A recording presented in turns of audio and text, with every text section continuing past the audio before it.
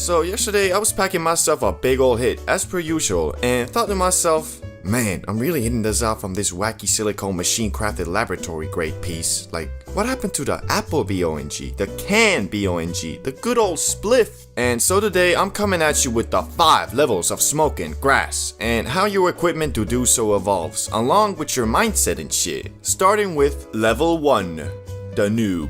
This is the level where you still think the zaza is some type of magical space unicorn shit, cause well, you've never done it, but your friends say it's crazy. So one day, you and the boys hear of a dude called Dragon selling grass in the school bathroom, so you band your money together and go acquire the grass. Once obtained and a safe area found, your friends are like, how are we gonna smoke this? Which, depending on where you're at, you're gonna end up either with a crappily handcrafted spliff or an aluminium can with holes in it. Whichever one you choose, you're gonna get faded in a hole that night and either fly with the happy space unicorns or get tortured by thoughts like, hope my mom doesn't call me right now. Is this ever gonna wear off? Was 9/11 an inside job? And if your first experience was the latter, then you probably didn't advance to the next level, at least for a while. But if you had a fun old time and continued to smoke up with your buddies, at some point you'll find yourself at level 2. Why does she always make my throat burn? After a while of smoking the zaza from spliffs or from some shitty Mountain Dew can, you finally think to yourself, maybe I should invest in something that makes it so my throat doesn't want to eat itself inside out every time I take a hit. So you go online and buy the cheapest BONG you can find. Excited to use your new acquired technology, you invite your friends over and get faded in a hole yet again. But it's different this time, because the BONG doesn't destroy your throat as much. You can actually kinda take consecutive hits, so being the genius you are, you do that and ascend into Yodi Land for the first time. After the ascension, you begin to wonder though, how high can a mortal man truly be? Which the answers to those questions are still a ways away, but after a quick Google search of how to get more high, you discover something called the gravity BONG, and soon after go into level 3, the Zaza Man. Eager to try out your newfound powers of gravity control, you yet again invite your friends over and take a smack dabbly do off that thing. Which what follows is actually not as crazy as before, cause even though you all did get faded in a hoe, you also got sleepier than a hoe and got knocked out on the couch pretty fast. So you vow that the next time you use the powers of gravity, you'll drink an energy drink or something so you won't fall asleep like a baby. Even though it is pretty nice sleeping like a baby. Anyway, at this point, your friends are probably like, yeah, nah, that's a bit much. But because you're a crusader and haven't yet learned the lesson of moderation, you still want to get even more faded. So back to Google, and now you find yourself basically with 2 options, edibles or dabs. But because this is the 5 levels of smoking grass, let's just say you chose the dab pen. And shortly after, you move to level 4. The Fortnite cart. After the obtaining of the Benjamin, you test it out with your friends and you get faded in a hole yet again. But the reality is your friends just want to smoke normal za cause the Benjamin kicks too hard for them. But you still haven't learned moderation, so you call them wackos and waddle your way to Benjamin City alone. While at Benjamin City, you're like, more high, must get more high. And there's only one more item to fill your never-ending quench for tolerance destruction, and that is level 5. Bro, what the fuck? You got a damn science station here with dab rigs? They're, well, unnecessary is a way to put it. I mean, bro, you know she has gone too far when you gotta look at the instructions on how to get high. Plus, your friends don't even really want to try it out anymore and urge you to go on a tea break, which after realizing that all your money has been going to your need to get higher and higher, you're kind of forced into one, which after, hopefully you'll move on to final level. Ascend it. Finally, you realize smoking za isn't just about getting as high as possible, because every situation has its own limits of fadedness. So if you're just going out on a night out with your homies, best thing to do is to smoke a spliff. If you don't want to get faded in a hoe though at home, do the gravity, and so on. The true power you have over all the other levels though is you've already gone through all of them, knowing that you can manage your tolerance correctly and smoke up with the appropriate tools for the appropriate situations. We all know that the zaza like this.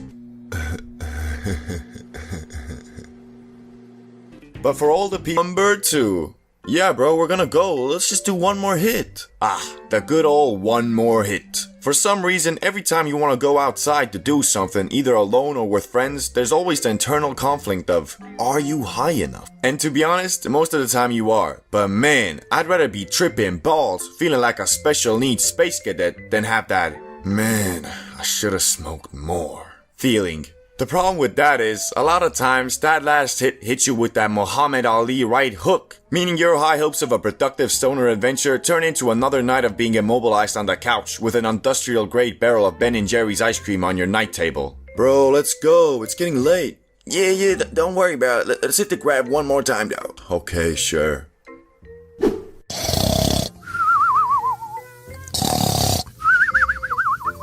Number 1. Forgetting to buy the munch. Now, some of you might be saying something like, no, it's not stupid, it's the correct thing to do, cause eating so much sugar and fatty foods is like really unhealthy for you. And I will agree with you to the extent if you're a daily smoker, then yes, stuffing your face like Nicocado avocado every day is not the way to go. But if you're like me, who only blazes a couple times a week, but those times you get absolutely obliterated, then it is stupid. Cause that's just torturing yourself. It's like buying a supercar without an engine, going to an amusement park below the height requirement, moving to Dubai with the financial stability of a college graduate. It doesn't make sense. Plus, to be honest, if your body works normally, after stuffing yourself to the brim the night before, you won't even want to eat anything for the next 12 to 18 hours. Knowing all these things, why do I still not buy that goddamn mega pack of Doritos? Knowing damn well it ain't gonna change a thing. The munchies will have me going to the gas station at 2 a.m. on a Wednesday like, sir, will there be anything else? No.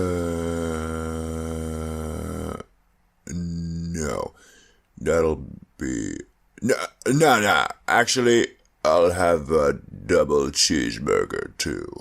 Mushrooms are a lot like that one friend who is always talking and it kind of annoys you, but at the same time you love him cause you know he's always keeping it real with you. So if you are fiending for a third eye awakening on some Dragon Ball Super shit, you better be ready for the shroomy shrooms to take you through the depths of your unconscious, where it will dig out and highlight questions about your very fabric of existence like, who am I?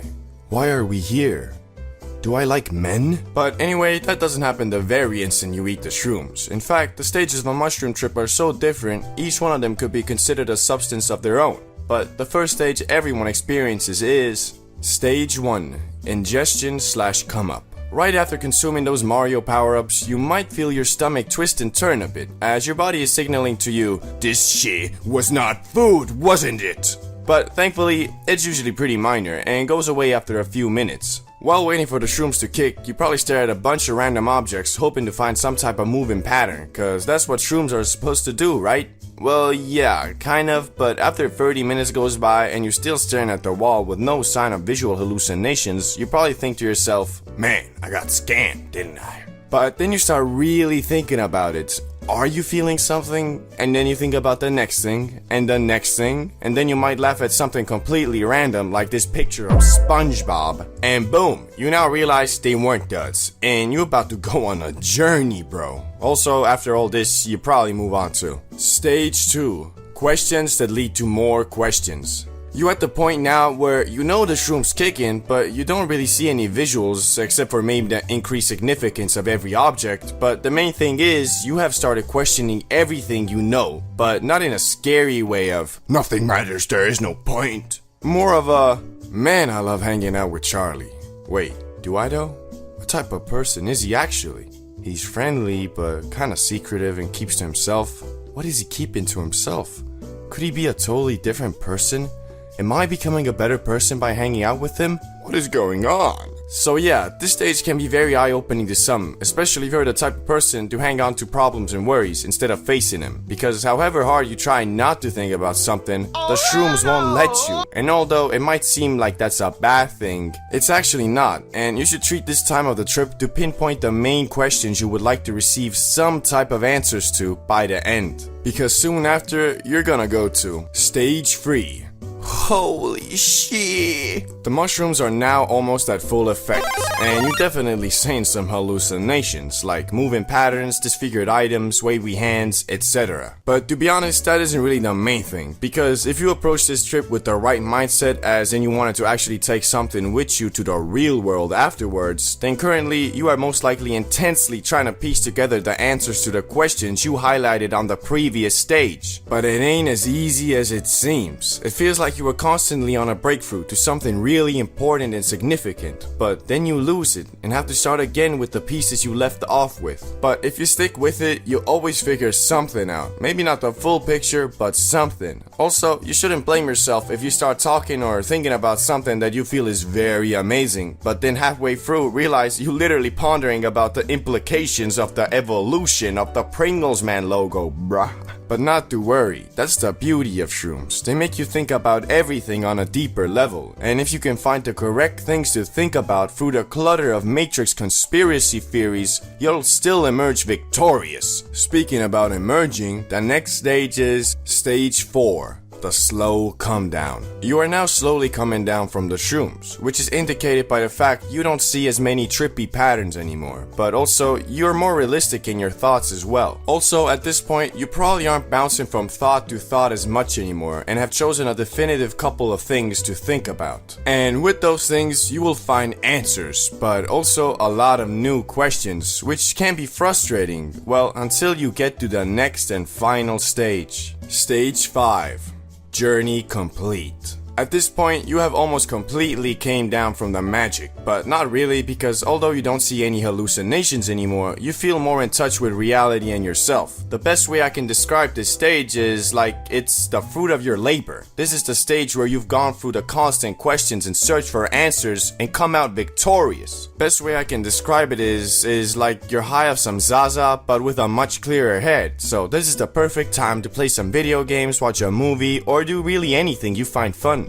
This video is for comedic purposes only and does not promote illegal drug use. I think we've all bought from The Plug at least once, but for all my homies who live in countries or states where the zaza still remains forbidden, you have most likely encountered many of them. And well, you know that no two are ever the same. One day you'll meet up with the most savage, straight out of jail, carrying a bazooka in his back pocket looking mofo, and then 1 week later hit up your boy Jimmy the Plug God, and he'll have you pulling up to his nice suburban household like, "Yeah, man, so how's it going? Yeah, good? Okay, here's the kush. Okay, thanks. Goodbye." Anyway, here are the 5 types of plugs you'll most likely encounter on your journey to get the magic spice. Number 1. The plug who thinks he's an entrepreneur. This is the guy who'll be straight marketing and promoting his illegal business like he was some dropshipping guru. Like, bro, I don't know if it's a good idea to be flexing your fat stacks on your personal IG and writing captions like, 5-0 don't know what I'm on, can't stop a young king from thriving, hashtag drug money, hashtag trap king.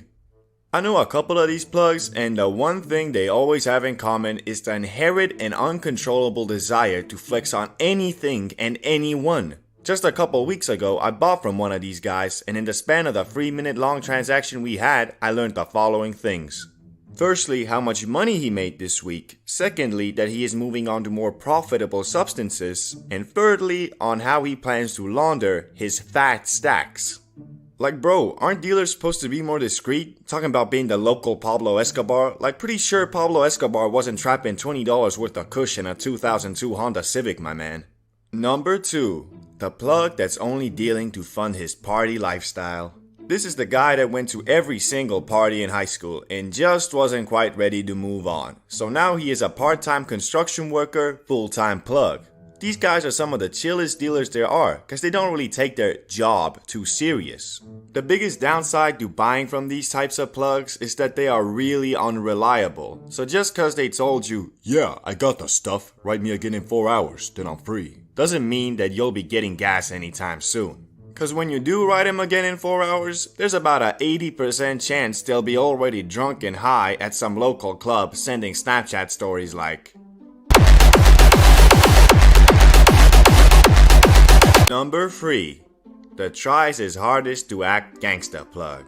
This is the type of dude that'll have you pulling up to the most ridiculous places to secure the kush. Like, why the hell are we meeting at the abandoned sawmill at midnight and you're telling me, "Come alone"?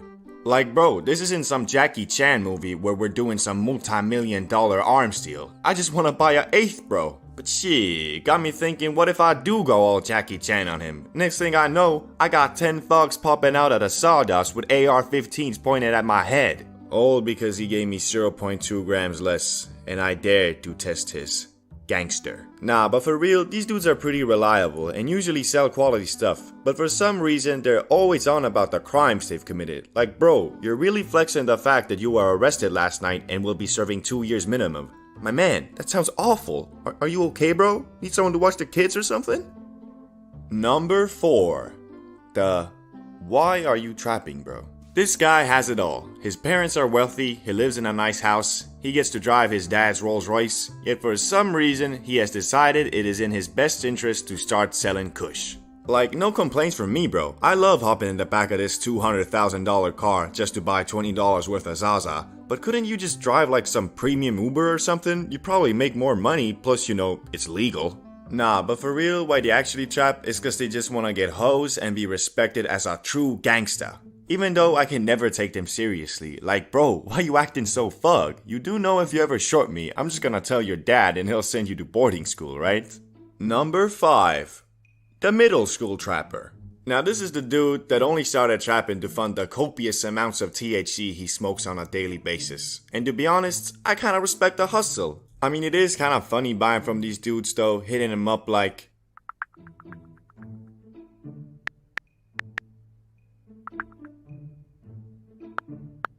then you pull up and they're always like at least 200 feet away from where they actually live because they don't want to get caught by their mama. But because these dudes usually smoke their own product, they always gotta comment about what you're getting. This stuff hits different, bro. It's more of a body high.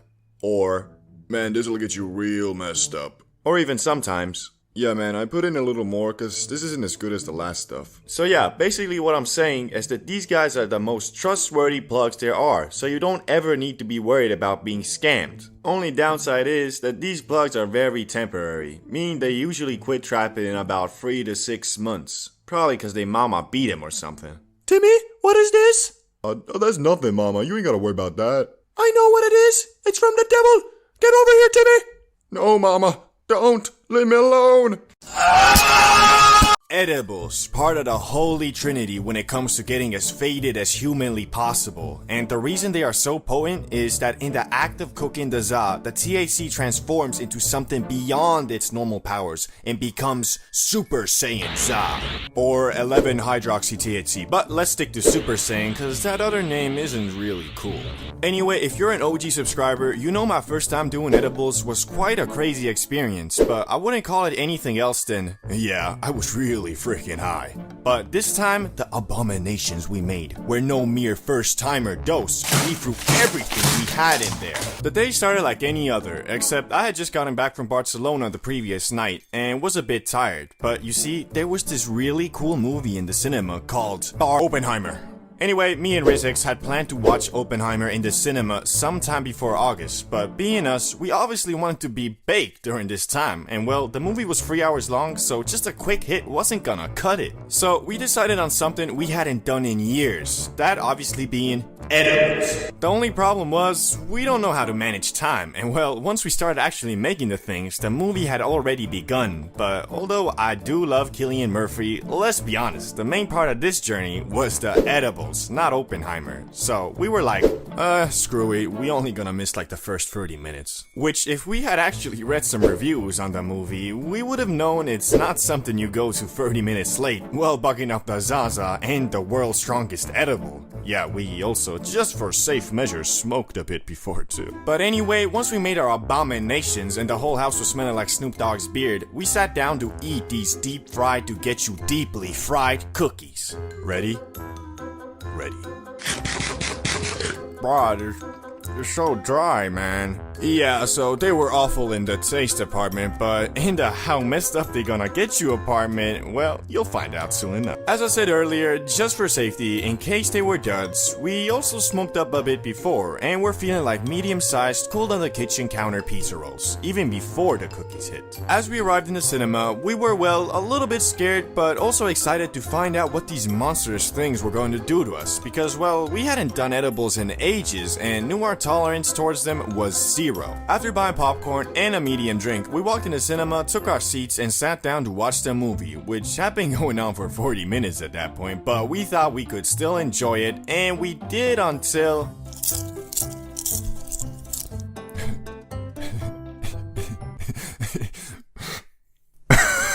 Bro, I could not stop laughing, and that's when I knew the edibles had hit. Now, up until this point, I considered myself a man of pure willpower and mental fortitude, and that there's no way some green plant was gonna get me bugging. And for the first 30 minutes after feeling them hit, it was true, until I got the ultimate disability the zaza can curse you with. I'm talking, of course, about manual breathing. I was sat in that cinema like a full-on tweaker, and bro, it did not feel good. Like, however hard I tried to destroy the Super Saiyan Saw with my mind, I just couldn't. And Riz X was low-key tweaking too. Plus the movie, well, it was kinda shit. And before you roast me in the comments, I think Oppenheimer is a great movie. Just arriving 40 minutes late and bugging off Super Saiyan Saw wasn't the best idea for a story-focused film. So, we decided to get the fuck out of there. And bro, I don't even know how to describe what I felt and saw once we opened the gates to the outside world. Bro, I was feeling like my senses were turned up to 10,000% overdrive, and bruh, I'ma be honest, I was not seeing straight. So although we drove to the cinema, we were in no shape to drive back, so we just started paddling our demon eyes looking butts home. Until at some point, we found some e-scooters, so we rented those and just started blasting away. And what an amazing time that was. Like, every switch of scenery felt like a brand new biome. Like, at some point, we took a little detour through a park,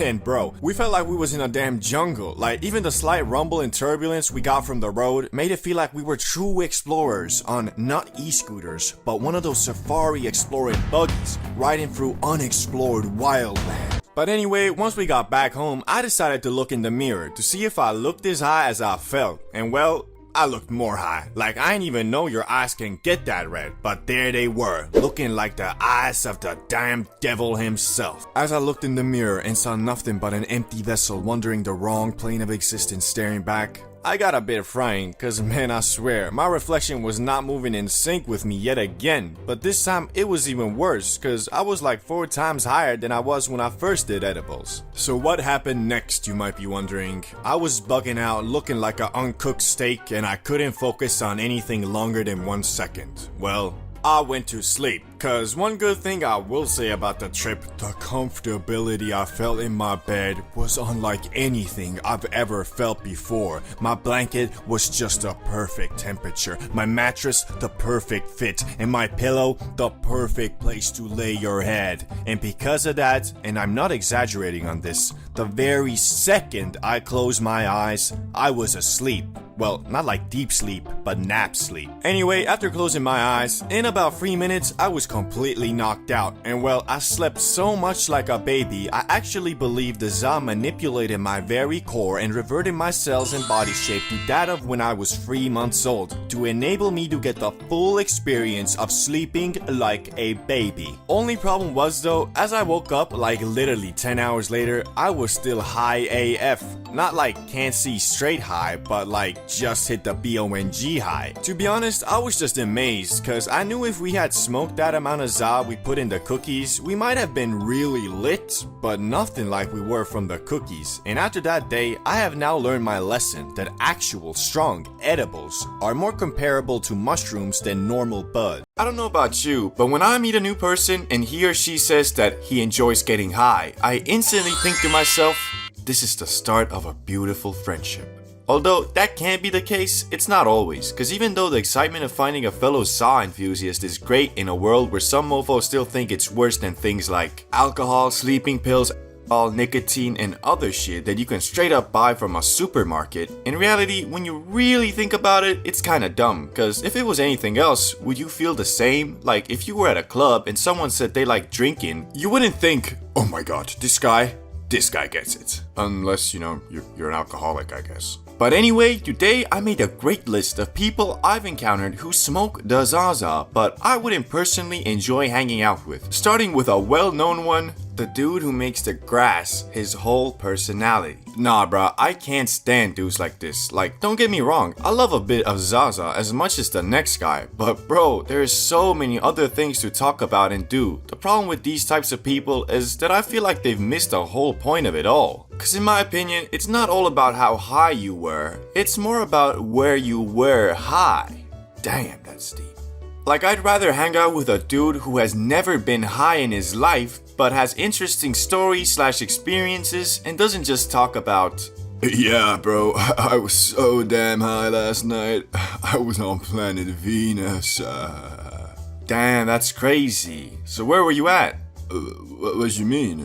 Like, where were you and what were you doing, you know? It must be a crazy story. Nah, I mean, I was just at home on my bed, you know, eating Doritos and stuff. So you were just high in your room all day? Yeah, I mean, yeah. What a fucking lame story. Don't get me wrong, being high in the comfort of your room is probably the best place to be, but like, I'ma keep it a $1.25 with you. I've probably been high in my room 100 times by now, and I don't remember a single thing about any of those nights. To me, this experience is more like being in the hub area of a video game after a long and hard mission during the day, and you don't see mofos talking about what a crazy time they had in the title screen of a video game. It's usually, you know, the game itself. But anyway, on to the next guy on the list, who is the dude who will try to shame you for not wanting to get high. You ever met a mofo like this? These dudes are kinda like the previous one, but one step worse, cause instead of accepting that maybe you have shit to do, they'll call you a lame-o or buzzkill or bitch-ass shit-licking, dick-riding, butt-munching, cock-enjoying, sneako-watching soy boy. And for what? Not wanting to waste a day by doing nothing but watching The Simpsons and eating Twinkies? Like, mofos need to realize, although it is great to watch Simpsons and eat Twinkies all day, doing that for 2-3 days in a row, most dudes will feel straight up bad and sad.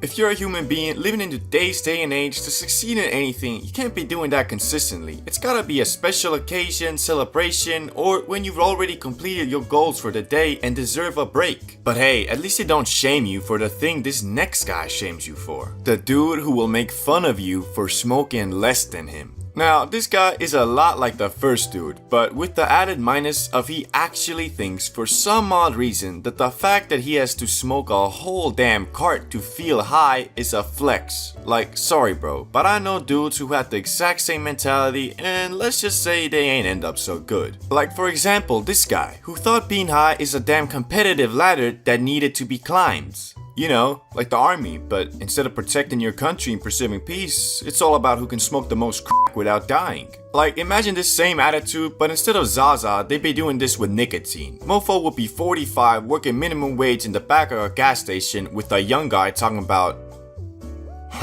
What's that? You still puffing on one cig, boy? I'm puffing on 6 at a time, but don't worry, you'll get there someday. I don't know if I wanna get there, man. Okay, that's never happened, but I'm just trying to show you how ridiculous this is. And PS, there's a lot more to life than getting high, and I'm definitely not out here being faded 24/7, cause if I was, you'd probably be seeing one video every 2 months. It's all about finding the balance and having the right reasons for inhaling the za. Types of people you should never blaze with. If you've ever smoked with friends, you know being high with others can be a great time, and in a lot of ways much more fun than being high alone. But it can also be awful and cause za anxiety if you're with the wrong group. So today we're gonna go over types of people you should never smoke up with, starting with the over-smoker. The over-smoker is someone who wants to hit that Benjamin way too much. Now don't get me wrong, I got nothing against a good old limit breaker sesh, but if you're the over-smoker, you never actually doing that. Cause your tolerance is so high, even if you grabbed a beehive-sized chunk of wax and dabbed the whole thing, you still stand there like, phew, I think I feel something. Another reason I really don't like blazing with these dudes is cause you can't ever really dive into a topic and enjoy the high, cause every 10 minutes you hear that,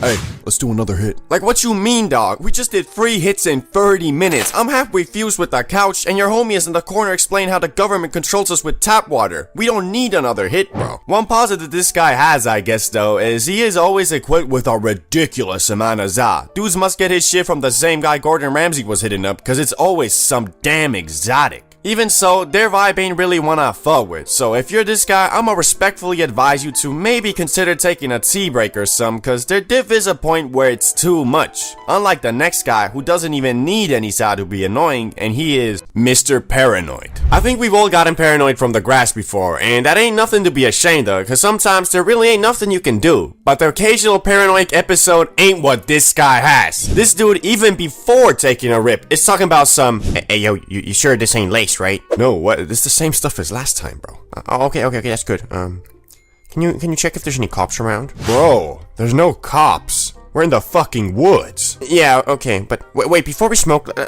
let me check if this place is haunted. Man, what is this guy on? Like, bro, what do you mean haunted? This ain't Conjuring, bro. Why you always trying to set a negative vibe for everyone? But however much you assure my mans that no, it's okay. We're not about to be swatted on some Twitch streamer shit. His mind just can't seem to get over it. And worst part is, dude never tries to deal with his paranoid problems on his own. You can all be having a fun time talking about some GTA 6 leaks or something, and he'll just ruin it all with, hey yo guys, you hear that? Hear what? Bro, I swear, I just heard someone walking outside. So? It's a neighborhood. That's what people do. Yeah, but the window's open.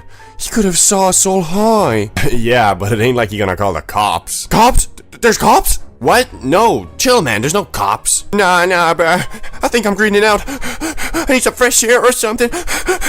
Bro just decides, yup, I'm greening out now. Like, no, your personality is just very insecure, and you should probably get that figured out before you take another smack dabbly do off that Benjamin. Anyway, this guy ain't no fun to blaze with, cause he's very prone to ruining the vibe, so avoid at all costs. But this next guy is more of a personal preference, so you might disagree with me, but for a guy I don't like getting high with is the grass NPC. I think we've all met one of these, whether you knew it at the time or not. This is the type of dude who lives, breathes, and of course, smokes grass. I mean, really, dudes physically can't talk about anything else for more than a minute, cause he has no goals or aspirations that stretch further than, I wanna get suited AF. Which, wanting to get suited ain't nothing bad. I mean, most of us here probably love bacon, but come on, bro, at some point you gotta think about your life, your future, or I don't know, just something else than grass. Why I personally don't like hanging with a dude like this is cause his stories always are so centered around how high he was. I mean, bro, I get it, you went to school high. Like, at some point after hearing about the 78th time of dudes being high in class, you start to notice that man's actually has nothing interesting to say except, yeah, I was so gone when I was in math class. Yeah, bro, we went to the zoo and I was not on planet Earth. Like, bro, when are you ever on planet Earth? And I find it hard to believe this guy, cause if you blazing so much, do you even feel high anymore? Like, don't you just get used to the feeling and it becomes normal? Anyway, yeah, don't be this guy. He ain't making it past level 1 of life, for real. Unless he, like, starts his own dispensary or something.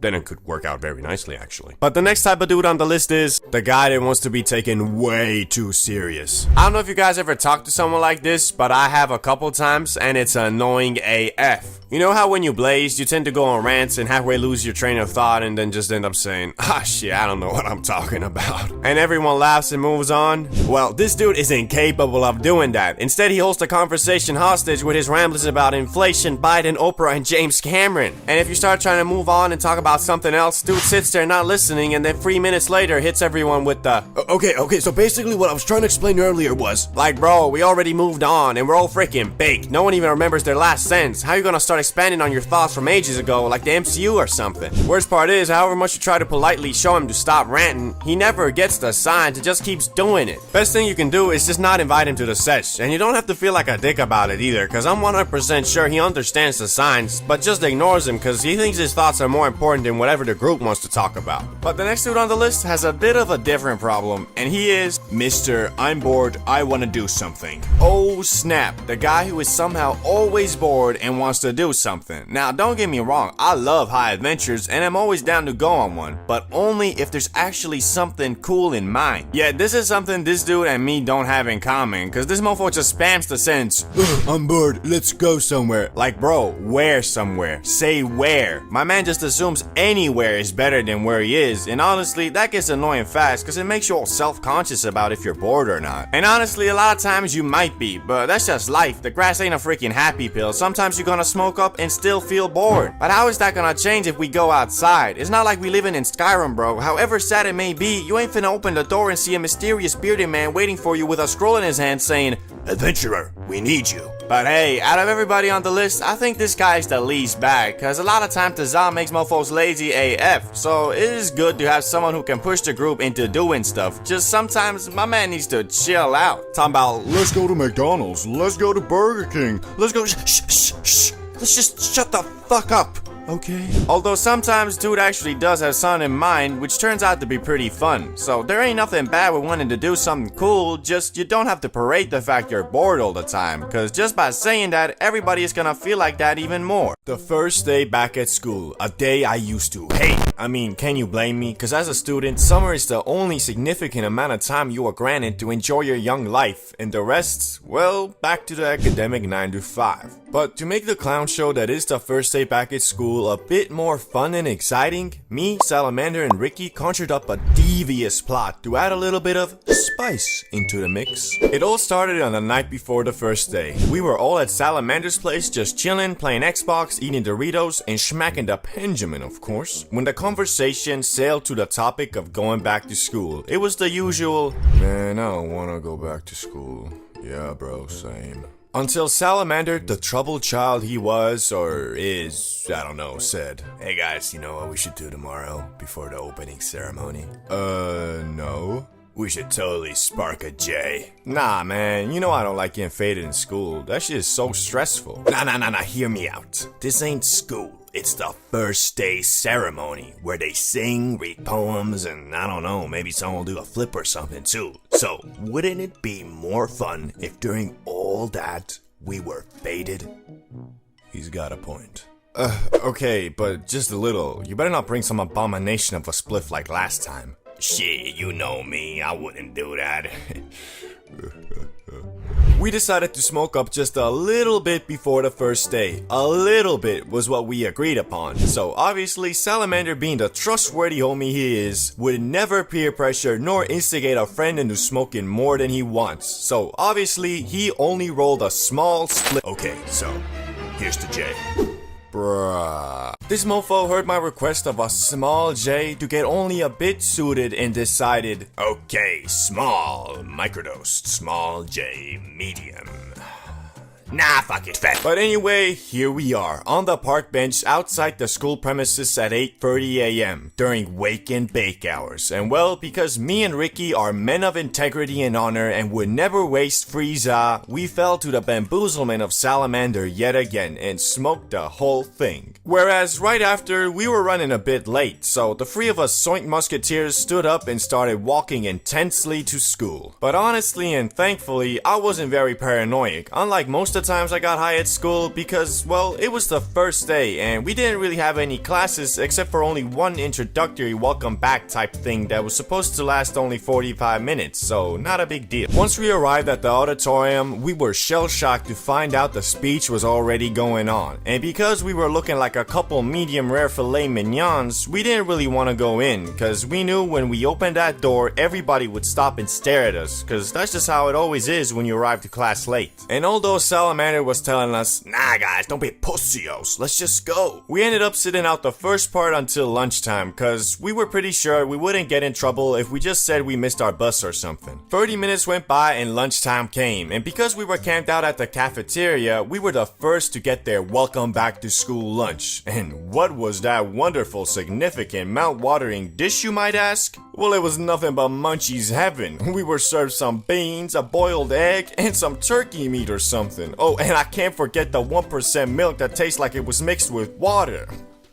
fantastic. But even though the food should have been pretty dog poop, it was actually pretty aight. I mean, it wasn't no Big Mac and McNuggets, but because we were high, it was edible. No. I would even go as far and say it was pretty good. After eating our gulag food faster than everybody else, we were the first back in the auditorium, and because of that, we got the best seats in the house, at the far back corner where no one could see us. And although we had missed the only important part of the day, that being the introductory speech by the principal, we did have a jolly old time listening to the honor students' inspirational poems and songs about life by giggling and chuckling in the back like math. Hey, yo. Chemistry. And with that, the first day had come to an end, and we went back home and played Xbox High. I don't know about you guys, but I can be kind of a straight to the point, don't care how you feel type of guy. But for some reason, when I'm faded, that low-key changes. Like, the zaza seems to make me care more about others and how they feel. Don't get me wrong though, I'm not out here going out of my way to help some grandma cross the street and then run into the nearest blood donation bank where, after donating my blood, I volunteer myself at the soup kitchen. It's more like if I wasn't high and was waiting in traffic and an old lady was crossing the street, I think, oh my god, you chose the perfect time to cross the street, didn't you? Now I have to sit here like an idiot. I got to do, woman. Move! Compared to if I was theoretically high. Look at that grandma crossing the street. I wonder where she's going. Probably to see her grandkids. Just wonderful. So yeah, I guess the zaza makes me more inclined to other people's problems in life, whereas if I'm not faded, I seem to focus mostly on my own without taking into account others. But it's not that simple if we're trying to answer the question of, does being high make you a better person? Because another way to look at it is, it just makes you more lazy. Like the example of the grandma crossing the street. What if the difference in reaction is not that of me being just a great all-around guy, but the zaza just making me forget why I was in a rush in the first place? Being annoyed, stressed, nervous, etc., although not nice feelings, are symptoms of doing something out of your comfort zone, and doing something outside that zone is really the only way to get anywhere in life. Think about it. Do you know anyone who is actually successful in anything without frequently being stressed? You probably don't. Well, you might, but that dude is just probably some snobby rich kid who embezzles funds from their dad's yacht maintenance fund into their shitty little company they started with their friends that they only use to make it seem like it's them who's making money, when in reality all they're doing is taking funds from their rich parents and putting them into their pocket and telling everybody I worked for it, but hey, what do I know? Anyway, we've concluded that the zaza can make you a more understanding and better person, but it can also make you a lazy mofo who loses the ability to step outside their comfort zone. So, is it bad? Nah, I mean, not really. As we know, the key to everything in life is moderation. And if practiced correctly, it can help you with literally everything, not just the zaza. My point here is that there is a time and place for everything, so there is no real answer to if the zaza makes you a better person, because it all depends on the context of the situation. So if you're always faded and sit around and eat pizzas and watch the Shaolin Chronicles all day, but then say your philosophy is, bruh, I'm all about peace and love. I don't wanna be like you, stressing out all the time. I chase tranquility.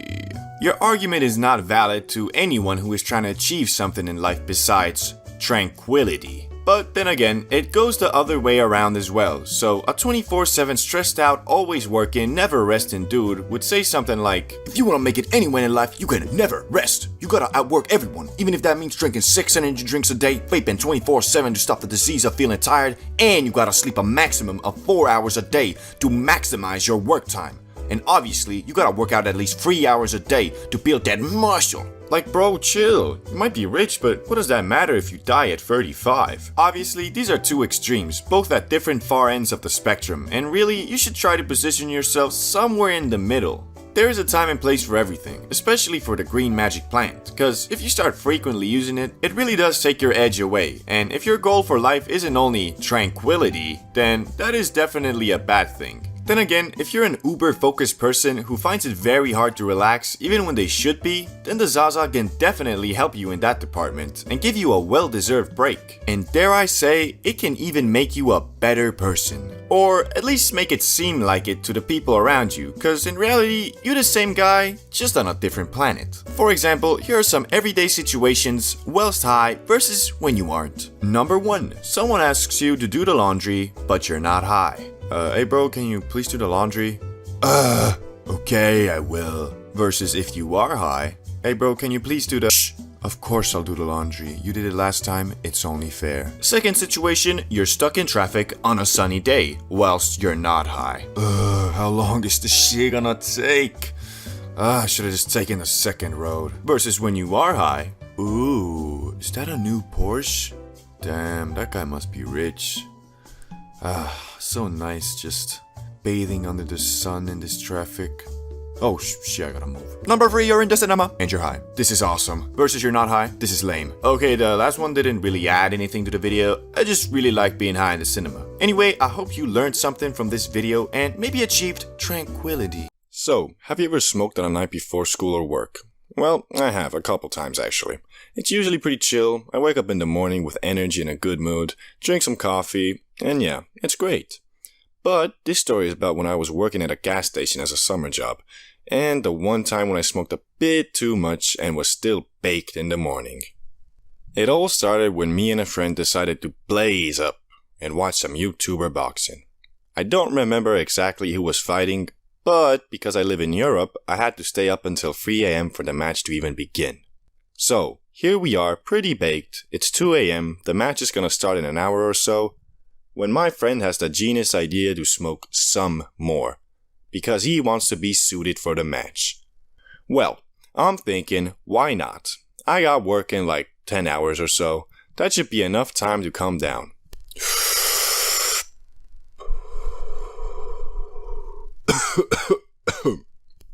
After doing the hit, I was pretty gone. But I wasn't freaking out or anything. I was still confident in my assessment that I'll be fine in the morning. So we watch the fight, everything is chill, and I go to sleep about 5:30 AM, giving me a whopping 6 hours of sleep, which is fine. But when the alarm rang in the morning and I got up, well, let's just say I wasn't sober. Hell, I wasn't even high. I was still baked. At this point, I was a little worried. Not just because I had work in an hour, but because my shift was with 2 of the most try-hard gas station employees I've ever seen in my life. And well, I knew if they understood I was high, they'd 100% report me to the manager. Now, I could have just called in sick or something, but to be honest, I didn't really care too much if they fire me, and at the time, with my baked mind, I was low-key feeling like a secret agent on a mission to infiltrate this gas station and gather intel. So I ended up going. I arrived about 3 minutes late. Not a big deal, right? I swear, the second I walked in that door, those 2 tryhards were eyeballing me, like I was trying to rob the place or something. Anyway, I walked past them and said hello, and it seemed to me like I was in the clear. One of them said something like, "Hello, sleepyhead." I don't know, to be honest, I was 100% concentrating on acting natural, so I don't remember much about any social interactions I had that day. But yeah, I was on cooking duty that night, meaning I was making the fast food while the others were checking up customers and stocking shelves and whatnot. Also, because I was still pretty high at this point, in my mind I was a Michelin star decorated master chef, making these hamburgers, hot dogs and fries, putting my blood, sweat and tears into them. And I swear, people were loving the food I was making. I even overheard a girl say to her friend that this tastes better than usual, and not gonna lie, that made me so happy in that moment that my hard work was being noticed. But, as we know, all good things must come to an end. And there I was, having the time of my life, making delicious fast food, when tryhard number 1, the big G, let's call her, says to me that I'm making the food wrong. Pretty much, we had a recipe book that had specific instructions on how to make the food, and well, I was kind of ignoring it a little bit, by putting in, let's say, 50 grams of lettuce instead of 30, not a big deal, I thought, but I guess it was. So now the big G has effectively taken all the joy from this job. And well, I'm pretty bummed out. As a way to be a little prick, I decided I'm going to make the food all slow-like. And not gonna lie, I got enjoyment from watching the big G having to suck up to customers because their orders were taking so long. And when the big G told me to make the food faster, I just told her I don't know how to make it correctly and fast. So she had two options. Let me make it my way or the slow way. And well, she decided my way. So I ended up making food for the entire day, and it was pretty fun. Obviously, after like 3 or 4 hours, I was pretty much normal again. So yeah, that was my high at work story. It probably wasn't as crazy as you might have thought, but it sure was a pretty cool experience for me. I think everyone here has thought about going to an amusement park high, because it just seems like the perfect mix of thrills and exploration. But what was holding me back from going for a long time was that I was scared of there being some sweaty employee who would call the SWAT team on me or something for having too much fun. Thankfully, I went on a trip to the Netherlands with my brother this summer, and you know your boy wouldn't let the golden opportunity of getting suited at an amusement park without any paranoia fly by. So we went, and man, it did not disappoint. It all started with us buying a pack of monkey balls, which were the strongest edibles they sold at the shop. I don't remember exactly the THC levels or whatnot, but the guy at the register said to eat one if we wanted to get totally bedoozled. Now, we drive in 30 minutes away from the theme park and decide to down one each so we can be baked by the time we're there. 30 minutes goes by, we at the parking lot, and this shit ain't kicking at all. The problem was, we wasn't sure if we allowed to bring him in, so now we got a dilemma. Either we eat one more and risk going insane, or we don't and we risk not getting high enough, and therefore being bummed out the entire time. And well, we ain't no pussies. So we decided, whatever, let's eat the damn second monkey ball. How crazy can it be if it ain't even kicking after 30 minutes?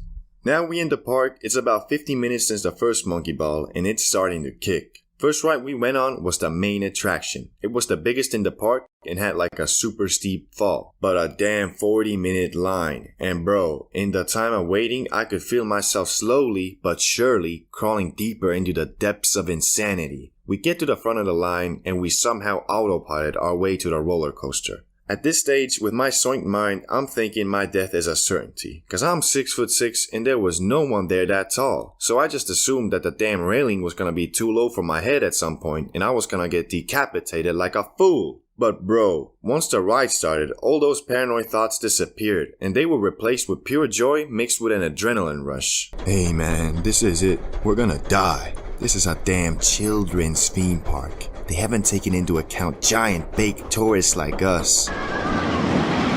Hey bruh, I think that might have been the coolest thing I've ever done. After that, I wasn't paranoid no more, and the adrenaline kinda pumped me up. Now we looking at the map trying to figure out where we going next. Problem was, this place was massive, and cause we were baked out of our minds, we ain't understand a damn thing. Hey man, I think we here, right? So we gotta go this direction and we'll make it to this water, I think. Yeah bro, I think so, yeah. Bro, where the hell are we? Thankfully, the second monkey ball ain't hitting yet, but man, we were barely functioning already. So we walking around knowing that at some point we were gonna go into undiscovered territories of high, in a foreign country with no one to call and no way home.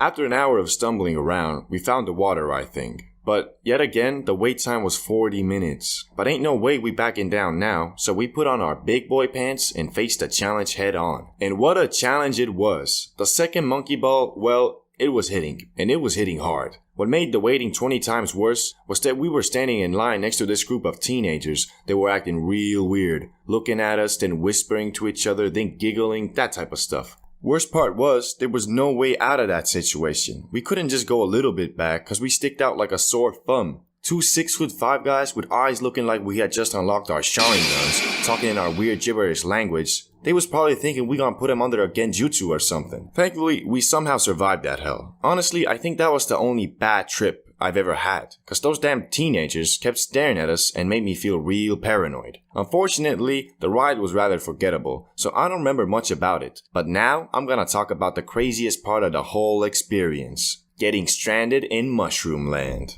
If you know anything about amusement parks, you know that they are pretty damn big, and it's quite frustrating to navigate them, especially if you're high AF.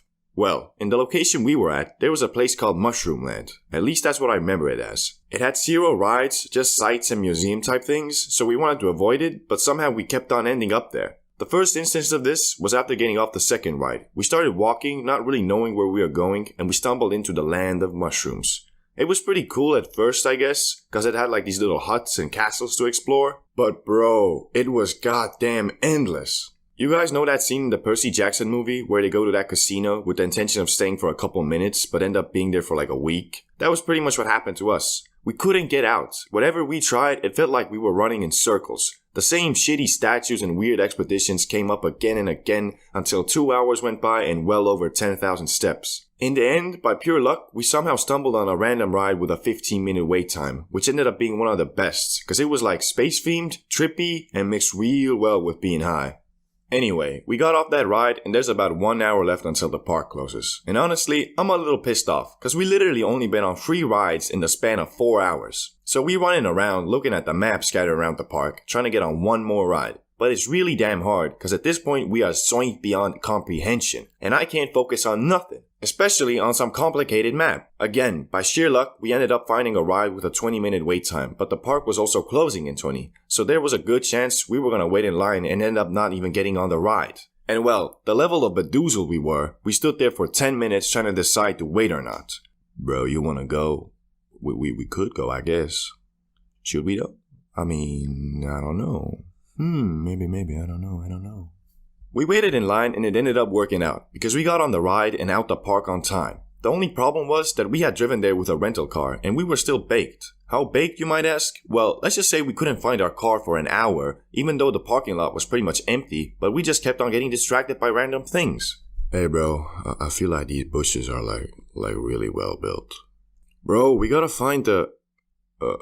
okay, you know, there really is something about these bushes that's just really nice. Anyway, once we found the car, we kind of understood that there's no way we're driving back. So we ended up sleeping in the car, and not gonna lie, I slept like a damn baby in that brand spanking new Peugeot. Sometimes you do stuff that you shouldn't do, or at least you thought you shouldn't do, like mixing a mega pack of magic mushrooms with a ton of ultra fine Amsterdam zaza. But I'll be damned if I was gonna give up on my one chance of pushing the limits of wonder and end up being some grumpy old man talking about what could have been when I was your age. Shut up, Grandpa. When you was my age, you was a scarf knitting, romance watching, Toyota Prius driving, zero host getting pussy. Now shut up and give me my $20 birthday money, you fool. Anyway, so it begins with me and my brother in Amsterdam, yet again. It's our last day there and we're looking to end this trip off with a bang. We stumbled into one of those magic stores that sold all of these crazy substances, literally shelves stocked with little vials of liquid that had specific effects comparable to every drug you can think of. But we had our eyes set on something a little more natural, a little more psychedelic. A mega pack of Space Hawaiians. We grabbed those shrooms and brought them up to the counter, feeling like some kids at a toy store buying their first Beyblades. So, how much should we take? All of it? What's the trip like? Cool. Anything else we should know? Don't be a pussy, I guess. Can we mix this with the zaza?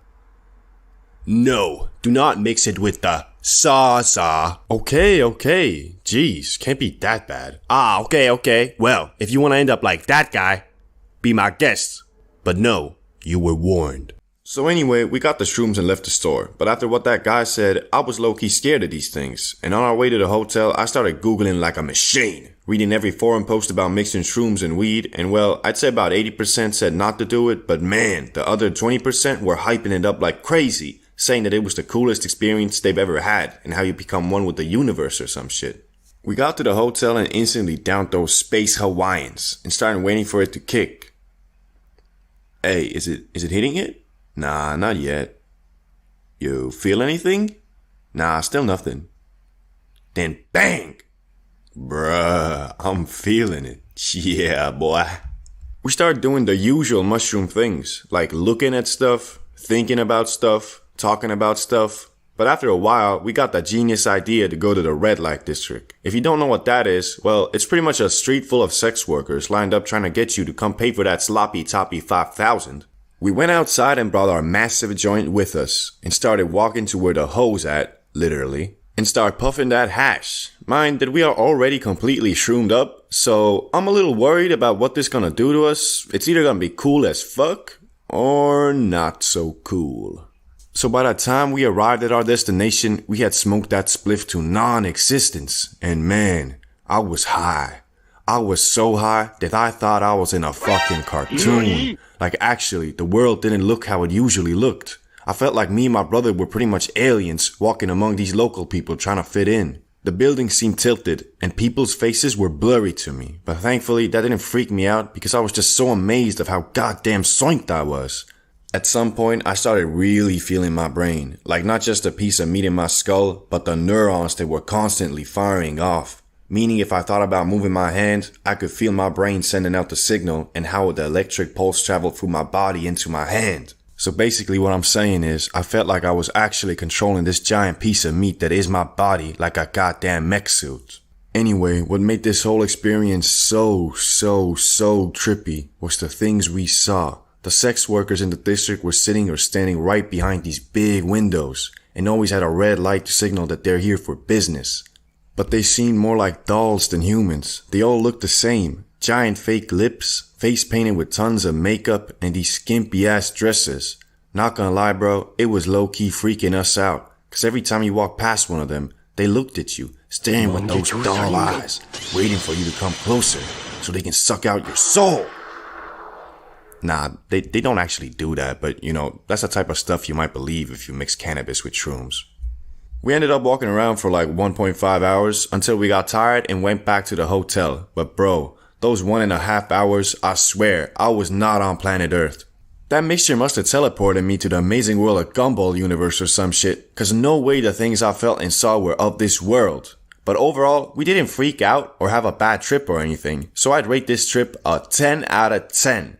Cause we had no issues really. After getting back to the hotel, we had the usual munchies and sleepiness. So really, that kush helped us out. Cause my experience with shrooms until this point was they don't let you sleep. But thanks to that fine natural grass, I slept like a baby. January 1st, 2014. There is a line of people in front of a store in Denver, Colorado. Time goes by and they finally open, which then a man walks in and buys the first ever legal recreational bag of weed in the US and gets absolutely obliterated. And I'm pretty sure no one expected this event to bring forth one of the fastest growing industries in the United States. From being known as the murder drug in India to going to your local dispensary and buying a $80 bag of banana strawberry pudding flavored weed, this is the story of how the zaza went from illegal to a projected $100 billion industry by 2028. And it all started in the early 1900s. The initial regulation of cannabis in the United States came with the enactment of the 1937 Marijuana Tax Act. There is a widespread belief that the decision to outlaw cannabis was driven by racial motivations, for you see, during the early 1900s, a growing influx of Mexican immigrants into the US prompted a shift in media discourse towards portraying the ganja as a dangerous substance, leading to the implementation of stricter drug and cannabis laws. Media reports even went as far as labeling marijuana as the murder drug. Yeah bro, not meth and not coke, weed was the murder drug. What are you doing, bro? Smoking that murder drug. Oh, I didn't know it was that bad. Yeah, man, it makes you violent and literally go insane. Oh, damn, I'll put it away. Thanks for warning me. Nah, you good. Just don't do it again.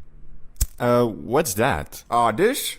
Don't worry, this is just crack. Also, during this time, newspapers frequently circulated assertions linking marijuana use to mental illness, promiscuity, and violent behavior. These claims significantly deterred recreational marijuana use among the majority of Americans, despite the substance not being widely recognized at the time. Which, my favorite of the bunch is definitely violent behavior. I just can't deny that every time I smoke a doozy at the end of my day, I get this sudden rage, and I just start fucking going apeshit.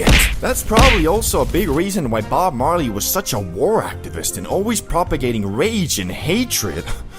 Disclaimer, that was all sarcasm. Anyway, later on, John Ehrlichman, or whatever the fuck his name is, a senior advisor to Nixon, was quoted as saying, well, the quote is pretty long and boring, so I'll just summarize it. Pause the video if you want to see the full version. Did we know we were finessing the public about weed? See, of course, dog. But you gotta understand, bro. We did it for America. We got the public to associate hippies with weed and blacks with heroin. Then we criminalized the shit out of it and went full commando on them. We talking Rambo. We talking death to the chopper. Shit, we went full D-Day on them motherfuckers, man. We hit so many damn licks. Shit was kinda ridiculous. This quote was kind of the catalyst of the 1970 Controlled Substance Act, which was the consolidation of over 200 previous drug laws into a single statute governing the production and distribution of specific substances. Under the Controlled Substance Act, drugs were categorized into 5 schedules based on their potential for abuse and medical utility. This streamlined the process of drafting and amending laws to encompass entire groups of drugs rather than addressing each one individually. Schedule 1 drugs, the most rigorously regulated, were classified as having no recognized medical value, so obviously medical marijuana must have been like the lowest schedule, right? Wrong! Despite evidence indicating a lower risk of abuse and clear medical benefits, marijuana was still placed under Schedule 1. Research has demonstrated its effectiveness in treating conditions such as AIDS, cancer, epilepsy, and various other medical ailments. But I guess Congress was still like, It's not the Lord's loud. It's the devil's lettuce. Since its initial prohibition, there have been ongoing movements advocating for the legalization of cannabis, which in the 1970s pressure to legalize weed intensified in California. Proposition 19 aimed to legalize the grass and was introduced on the ballot in 1972, but garnered only 33% of the vote, so it failed for now. The push for legalization has primarily focused on 3 distinct products: CBD, medical marijuana, and everybody's favorite, recreational marijuana. So finally in 1996, California became the pioneering state to overturn the prohibition of weed by legalizing medical marijuana, despite conflicting with the federal law, brah. Subsequently, in 2012, Colorado and Washington became the first states to legalize recreational weed use. Oh yeah. Yo bro, did you hear? Weed is finally legal. Really? Yeah bro, I just bought this from a store. Shit is wild. So you're telling me if I went down to my underground farm, harvest my 20 or so pounds of weed, then go to the university campus, set up a weed lemonade stand, and sell all of my lemon haze to the students, I'm not a drug dealer and just a businessman? Nah, I think you can like have a couple grams, and your operation is still, well, not gonna lie bro, I got a wire and the FBI should be kicking your door in right about... Which brings us to today, where the zaza is still federally illegal and a Schedule 1 drug, and because of that, there really isn't a lot of research on it. Between 2000 and 2018, $1.56 billion was allocated to cannabis research, with half of this sum dedicated to investigating the potential adverse effects of the drug in recreational use. This disproportionate allocation meant that understanding the harms of weed received 20 times more funding than any other area of research, while only a fraction, less than $5 million, was directed towards enhancing our understanding of its therapeutic application. In 2018 though, the Farm Bill legalized CBD throughout the US, as long as it followed the rules of staying below 0.3% THC, which this Farm Bill turned out to have a shit ton of legal loopholes, making the sale of real weed online completely legal and possible. More on that later. Anyway, because of the lack of research and, well, frankly awful regulations, we are currently in the wild west of the cannabis industry. You might assume buying weed from a big brand is safer than, let's say, your friendly neighborhood plug, and in some cases it might be, but a lot of times your plug is selling the same shit a dispensary is, just the dispensary is putting it in a fancy bag. Even worse, there's a big issue with sprayed weed, which basically means bud that is artificially flavored in a machine to give the illusion of it being some exotic Havana pack, when in reality it's just a mid sprayed with banana flavor. So you're telling me this eighth costs $100 because it was grown and harvested in Uganda, Africa, right next to the exotic banana farms, and that's why it's banana flavor? Yup. Then why is there a spray bottle right there labeled banana? Why are you asking so many questions, man?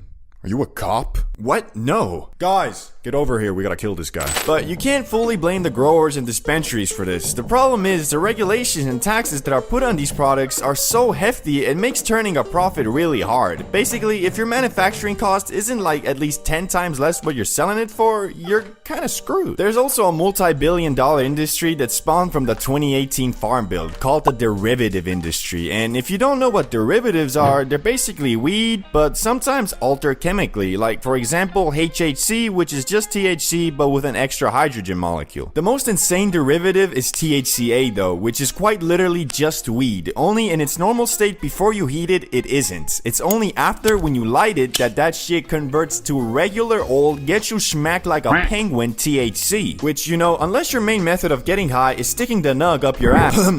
What I'm saying is, THCA is in every sense just THC when you're using it for the purpose of getting faded, which you probably are. But just because we are currently in the wild west of the weed industry, doesn't mean it's gonna be like this forever. More and more countries are legalizing and propelling weed further and further away from the dark shadow it used to be under. Germany is legalizing on April 1st, 2024, Spain has social cannabis clubs, the Netherlands just legalized, Canada legalized, etc. It seems every year that goes by, more and more countries are legalizing. And especially in the US, once they start getting solid tax laws and regulations on the stuff, I think a lot of the problems I mentioned earlier will fix themselves. Honestly, this is very cool, and I do believe you and me will live long enough to one day witness a generation who grow up with weed being looked at the same way as alcohol. The way I see it, as the old generation of politicians and world leaders fades, the stigma surrounding weed will too. You can even see glimpses of it today, as a lot of politicians are using legal weed as a way to get your vote, which, you know, don't let that be your main motivation for voting for someone, but you know, it's a bonus. High in the sky going 600 miles per hour. What can go wrong? Hello, valued customers, Captain speaking. We'd like to apologize for the delay. We got word that one of our passengers is smuggling Schedule 1 narcotics on the plane, and we have informed the local authorities who should be escorting the man out right about now. Alright then, scumbag. Empty your bag right now. I can smell the narcotics on you. Officer, why? I don't have any narcotics on me. I just ate a legal hemp gun. Oh shit, he's got a gun! That was a close one. But don't worry, folks. The situation has been handled. We'll get a crew to body bag this son of a bitch. Oh, sure, you also dropped your bag of flour. Anyway, carry on. Highway to the danger zone. Well, turns out quite a few things, but over the clouds there lies a rainbow so beautiful, it might just be worth it. Because as we all know, flying friggin' sucks, because unless you have an online university making you $1 million a day, you're gonna have to get used to paying Michelin star restaurant prices for tap water and the most disgusting food you'll ever taste in your life. And I promise you, bro, I'm not over exaggerating. The last flight of our US trip from JFK to London, me and Riz X decided to pop a New York Lego Brick Blue Rats Eddie just before we got to the airport, so we were faded both at the airport and the first half of our flight. But I'm getting ahead of myself here. This was my first ever time flying high, and yes, this might be a shocker for some of you guys. CBD bro, isn't smoking that Qui-Gon Jinn Vietnamese Phillips head runs 24/7? Unsubscribed! And although that might be true, just know, this shit ain't nothing to me, man. I smoke real Amani Cuban rapscallion ghost nuggets. I'm him. I've been him. I will continue to be him. Just got my DNA test back. Turns out I'm 100% Himalayan. So basically, I never saw a need nor really had the opportunity to be faded on an airplane. Mostly because 90% of my flights have been 2 hours or shorter, and 2 hours of sitting on the Boeing GTS bucket seat ain't that bad. Well, if you're flying Frontier, it'll probably be like 5 hours because the fucking delay's there. Anyway, as we woke up in the morning in Flushing, New York, in a $250 per day shitbox of a hotel at the end of our trip, completely exhausted and a bit depressed from having to go back home from our grand US adventure, we looked at our only 25% consumed $30 bag of Eddies and thought, man, this is all really gonna go to waste. Unless we... I'm gonna stop you right now. We're not risking jail time for $15 worth of Eddies. Man... Nah, you're right. But, what if we just ate it all before the flight? After Googling and Redditing for 20 minutes, we were pretty confident that being high on an airplane isn't a big deal as long as you don't take any za with you. So we ordered our Uber to JFK and now we were on our way to the airport, discussing how much should we take. And although I at first thought of taking the whole bag was 500 mg, so $250 per, which my tongues was at the point where 50 effed me up, so we decided on 100 to avoid. Would you like some snacks or any drinks, sir? No, thank you. Can I offer you any snacks or any drinks, sir? I'll have, M&M's. We arrived at the airport and ate our Eddies just before going in. It took us about 10 minutes to get to the security line, which had us a bit paranoid because the line was pretty long, and for our calculations, the Eddies should be kicking in about 20 to 30 minutes. Thankfully, we were able to unload our bags before they hit, and Rizx was the first one through with no problems. He got his bag and was waiting for me on the other side when... You're good to go, sir. Enjoy your flight. Next. Are all your pockets empty, sir? Yes, I Walk on through then, sir. Yeah. The eddies had shown themselves just before I went through the body scan, but thankfully I got through that just fine. The problem was, unlike Riz X whose bags were cleared instantly, mine were not. They were sent to the manual inspection, which I knew for a fact I had nothing to hide, but because I was slowly but surely descending into madness, all I could think about while I was sitting there with the other people whose bag needed to be checked was, how long is this gonna take? Shit, I hope I don't have anything. No, I know I don't. Do I? Yes! What? I was bugging out. Not because I was smuggling anything, but because I was slowly but surely getting higher and higher, and was starting to question if I had accidentally left some weed in my bag, maybe, I don't know. Thankfully, after about 20 minutes, I got my bags, and we were able to leave security. Finally.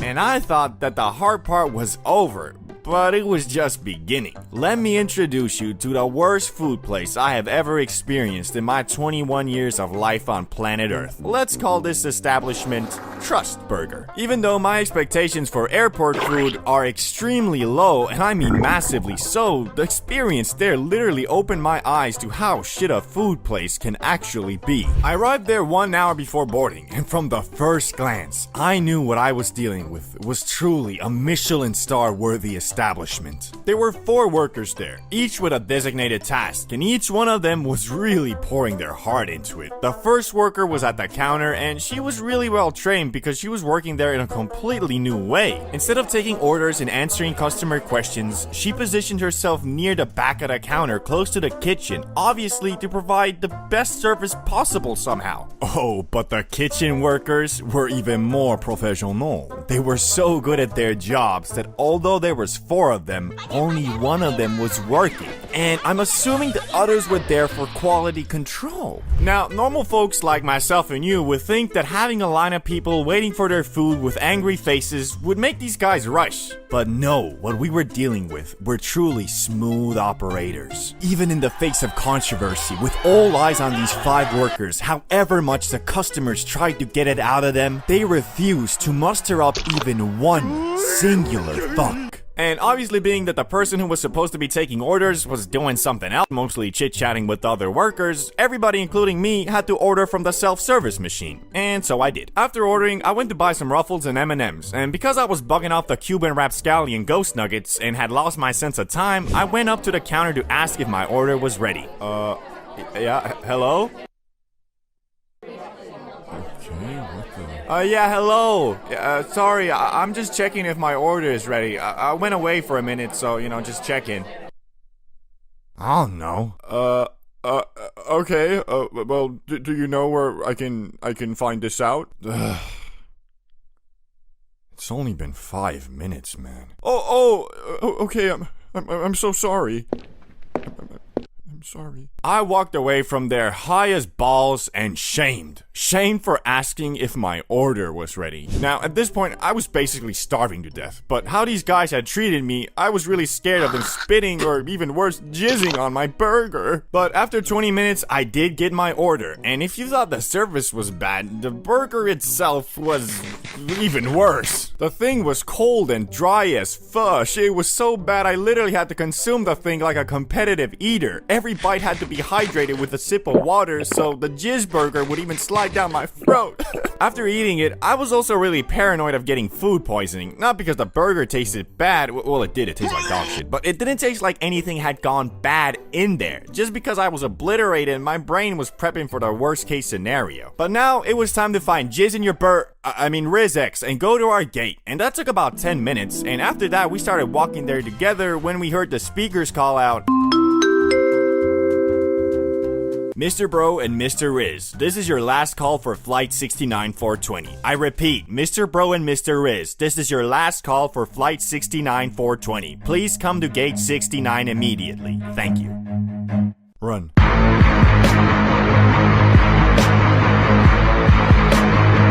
Thankfully, we got to our gate and made it on the plane. And turns out there was plenty of freaking time because we still sat and waited for 30 minutes before the plane took off. Which that might have also been the reason why the guys at the gate looked at us like a bunch of baboons. Looking back at it, it must have set off some alarms seeing 2 6'5" behemoths running at full speed holding their carry-ons on top their heads like they were running from a lion, but hey, least we made it. But once the adrenaline wore off, I realized 100 mg was truly too much. I was fighting demons on that aerodynamic plane, and what made it worse was the flight attendants were all super posh and uptight. We were sat at the extra legroom middle aisle, and I swear it wasn't just a za. These motherfuckers were looking at us, judging our every move. Anyway, after sitting in silence and looking down at the floor for 30 minutes, we finally took off. And because it was an international flight, it was a massive plane. And as it was taking off, it made a lot of creaking and sketchy noises, which increased my tweak meter to almost maximum. I mean, it doesn't make sense physics-wise. How the fuck are those massive wings supported with just a connection to the body of the plane? Things were flopping like crazy, and however much I tried, I couldn't get the vision out of my mind that as soon as the pilot starts pulling up, one of those wings would detach and we would fly into the highway in front of the airport in a ball of fire causing the next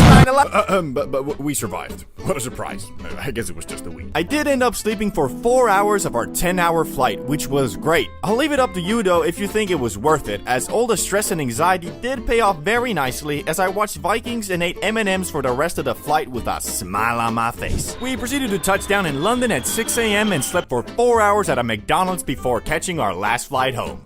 You know, back in the day, if you wanted to get high discreetly, well, sorry bro, but there was no way. I mean, you got the J, which stanks up everything. You got the bong, which although doesn't stank as much, where you gonna hide it? Imagine trying to sneak by your parents on some... What you doing dropping shit at a time like this, boy? Downstairs, I came down, I wanted a glass of water, yeah. Boy, you must be neurologically disabled if you think that'll excuse you from breaking some dusty-ass dollar store piece and spilling bong water all over my goddamn living room. No, it's... Here, take a smack of this shit. It'll get you proper, boy. Well, that sounds like a pretty fun... Anyway, point is, you're not gonna be hiding that shit for long. Only real option you had was the pipe. But bro, at that point, you sacrificing everything you got for one high. Like, I swear, the pipe is the last way anybody in their right mind wants to get faded. Every time I hit it, it's like my lungs and throat revert back to factory settings, like I ain't never inhaled anything besides O2 before. Basically, by smacking the pipe, you're hurting your lungs and throat to the point it kind of fucks up the first 30 minutes of your high. And that's exactly why when the first Pendulum was invented by the scientists at Yodiland, it changed the game, bruh. Never before could you get obliterated on the go regardless of where you were or what you were doing. And thanks to that, getting high has become so damn easy, you got motherfuckers making obliteration their normal state. Never before could someone do anything even remotely sus and you could just assume they were fucking high. My man had sunglasses on for no reason, faded. Dude was staring somewhere for a bit too long, obliterated. Dude went to White Castle for a culinary experience. Well, that motherfucker's just weird. Goddamn cafeteria food. And you can forget about gas stations and fast food places. I mean, at this point, it's like damn near mandatory to be blasted on the job. And I got nothing against that, just since 90% of the time I find myself at 7-Eleven, I'm fried too, and the motherfucker that's supposed to be helping me is trying to scan my items with his damn iPhone. Nah, but for real, the pace that these fried motherfuckers work at is fine when your brain is running at the same low frequency, but if you're in a rush, it'll take damn near every ounce of mental strength you got to stop yourself from forcing a damn self-checkout. Would you like a bag with that, sir? Fuck no, here's the money, just give me my shit. But don't get me wrong, I got nothing against a good old Pendulum. There really ain't a better on-the-go, fast and easy way to get faded. Unfortunately, I didn't go to college and kinda cheated my way through high school too, so the 15 or so brain cells I was able to develop that keep me from losing and forgetting shit turned into, well, basically zero. And for that reason, I've already lost 2 of them. One of them slipped out my pocket while I was at the movies, and I'm pretty sure some teenagers stole it, cause after the film, when I was looking for it with my flashlight and shit, these motherfuckers were giggling in the back, looking at me like I was a damn circus clown. Coupled with the fact I was fried as fuck, I was fighting my tears. Dog. I just got robbed by some damn teens and I can't even do shit cause it was illegal to even bring it in there. Second one I lost in a very similar manner. As I was getting out my Uber going back home, my sweatpants did me dirty and flinged that fucker out as I was standing up. Took me 2 minutes to realize, and when I did, my Uber driver was probably already hitting that shit cause when I called him back to ask for it, he said, Let me check. It seems that you only left me a $1 tip. Sorry, I couldn't find it. And that one hurt the most because that was the first pen I ever had and the one I used for my first Benjamin adventure, which my first time was, well, by far the highest I have ever been in my life. I'm talking freaky, I'm talking third person. Shit, it was the first time in years I truly greened the thaw out. For you see, normal weed or bud is just that, normal. So the strength of it is confined in the realms of reality, unless you know it, it's moonrock. Anyway, the biggest difference between smacking a pen versus, let's say, a J is that the pen doesn't have normal bud in it. It has concentrate, which if you're unaware like I was, is about 10 to 20 times stronger than bud. Knowing that, the best way to get faded off the pen is by just taking small rips to avoid getting sent into the goddamn shadow realm. For example, the YouTuber Damien Luck 925 is very well known for taking multiple blinkers, which is the biggest hit you can take, outside in social situations, most notably in random classrooms, like it's nothing. So me being at my USA Airbnb alone in the confines of my living room, thought to myself, okay, so it looks like the basic hit I should do at least is one blinker, but probably more. Yet what was waiting for me on the other side of Blinker City was something I was not prepared for. Something unholy. The voices. I'll never forget the horrible things they were whispering. They made me almost delete my YouTube channel. Anyway, it started with me ordering a 1 gram pen off of Weed Amazon, and it arrived the very next day in a beat up Cadillac with a delivery man who, from the looks of it, tests out every product he delivers just, to make sure the quality is there. Yo, bro, you're here for the weed, right? You got the cash? Yeah, I ordered through your website, though. It should be paid for already. Yeah, I forgot I'd take online orders now, too. Anyway, here's the stuff, bro. I trust you. Hey, thanks, bro. Have a good one. You too, man.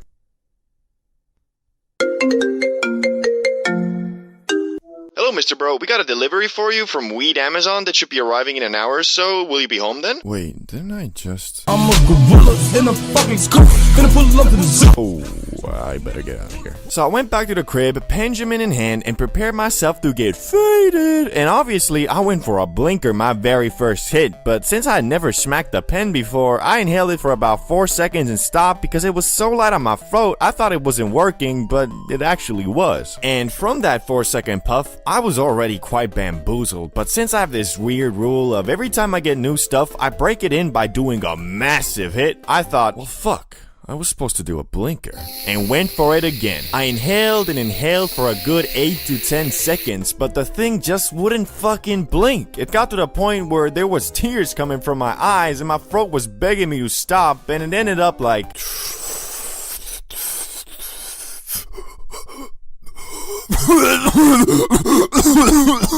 I had made a grave mistake. I was so fucking high, I felt my soul leave my body. I was so high, I forgot I was even high. But it was just the beginning, cause over the next 10 minutes, I just kept on getting more faded, and the demons in my head kept on getting louder and louder. But if you know me, I kinda refused to green out, so I just kept on doing random shit like reading the ingredients list off my bag of M&Ms, reading the comments on my videos. Change that dark blue. Do things has changed career. Imagine how being another YouTuber. Kill yourself. Was not doing good. I was keeping a strong facade, but inside there was a war going on. I was feeling like Naruto with the 9 tails, only instead of an all-powerful destructive force talking to me, I was just really fucking high. Anyway, so yeah, I was grading out, which hadn't happened to me in years, and I concluded that because the voice of reason was completely being outspoken by the voice of tweaking. The good news is though, the hype from the Benjamin doesn't last too long, and in about 1 to 2 hours, I had started coming down, but at that point, I was already crawled up in my bed, scrolling endlessly on my phone, until I finally reached a state where I felt good enough to come out of emergency mode and order some food and ate myself into a food coma. So I learned, well, firstly, that motherfucker Fulcrum is actually insane, or his tolerance is just something else, bro, and that the Benjamin is best enjoyed in puffs of 3 to 5 seconds and not blinkers. Smoking alone. It's a lot different than smoking with a group because, well, you're alone, so it's exclusively your job to explore those high thoughts and piece together fun activities to enjoy the high. And if all goes well, you'll have a blast, scrolling shorts, playing games, watching movies, pondering the scale of the universe and how nothing actually matters. It's great! But it comes with a catch. You see, when you're with a group of friends, it's much easier to stay on subject and destroy the evil thoughts the grass might curse you with. So, in my experience, when I'm getting high alone, I usually smoke a bit less just cause being super mega high is 99% of the time best enjoyed with a group and not by yourself. Unfortunately, when I was a youngster, I hadn't discovered this. In fact, I accidentally got the highest I'd ever been up until that point. And the demons I faced that night made me who I am today. The story begins with a high schooler CBD bro who had planned a great adventure with the main homie Salamander and Ricky. Well, not a great adventure per se. We were gonna go to Salamander's place on Friday night and get absolutely obliterated off that zaza. And for that, I had secured a whole gram of that exotic the Friday before. And although very tough, I fought the urge to blaze for a whole week just so we could demolish it all together in one night. And if you watch some of my older videos, you know Salamander had a bit of a funky home situation, so a lot of times his house was completely free, and this was supposed to be the case on this beautiful night as well. So you know your boy was excited as an 8-year-old on Christmas for this upcoming Friday night high extravaganza. But it all came crashing down when Salamander texted me, "Hey yo, my parents came home tonight and well, they found my bong, so I'm basically in the gulag now, so no smoke sesh tonight, nor probably the next night, nor, well, until they leave again. See you once I serve my time. LOL.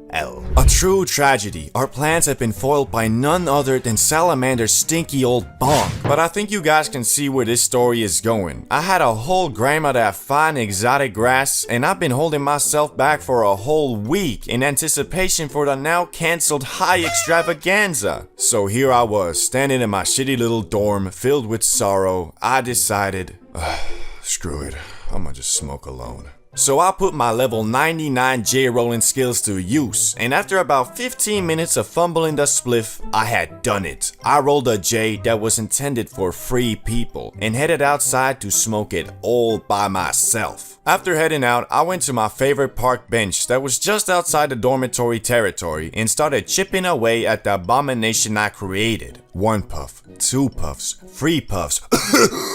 I was faded than a hoe, but nowhere near the fadedness I had been awaiting for. I continued puffing away until I reached the halfway point and my mouth became drier than the Sahara Desert, bro. So I took a little break to try to figure out how high I truly was. As I stared into nothingness for a good minute, I felt my first person camera slowly pull away into third person, like I was in GTA 5 or something. And I have no shame in saying I didn't smoke the whole thing, cause I was starting to get a bit paranoid, so I took my half-smoked 1G spliff and headed back to my dorm. And bro, you know those creepy pictures that are creepy because they look familiar, like it's just a normal pic, but then you really look at them and realize they ain't normal? Yeah, well, that's how I felt when I walked through the hallway leading to my room. But anyway, once I got to my room, I was still feeling paranoid. Like, it was weird cause I had never felt that way before from Za, and I think that's just cause when you get high with others, you're kinda comforted by the fact that you're not alone in the feeling of being absolutely smacked out of your mind.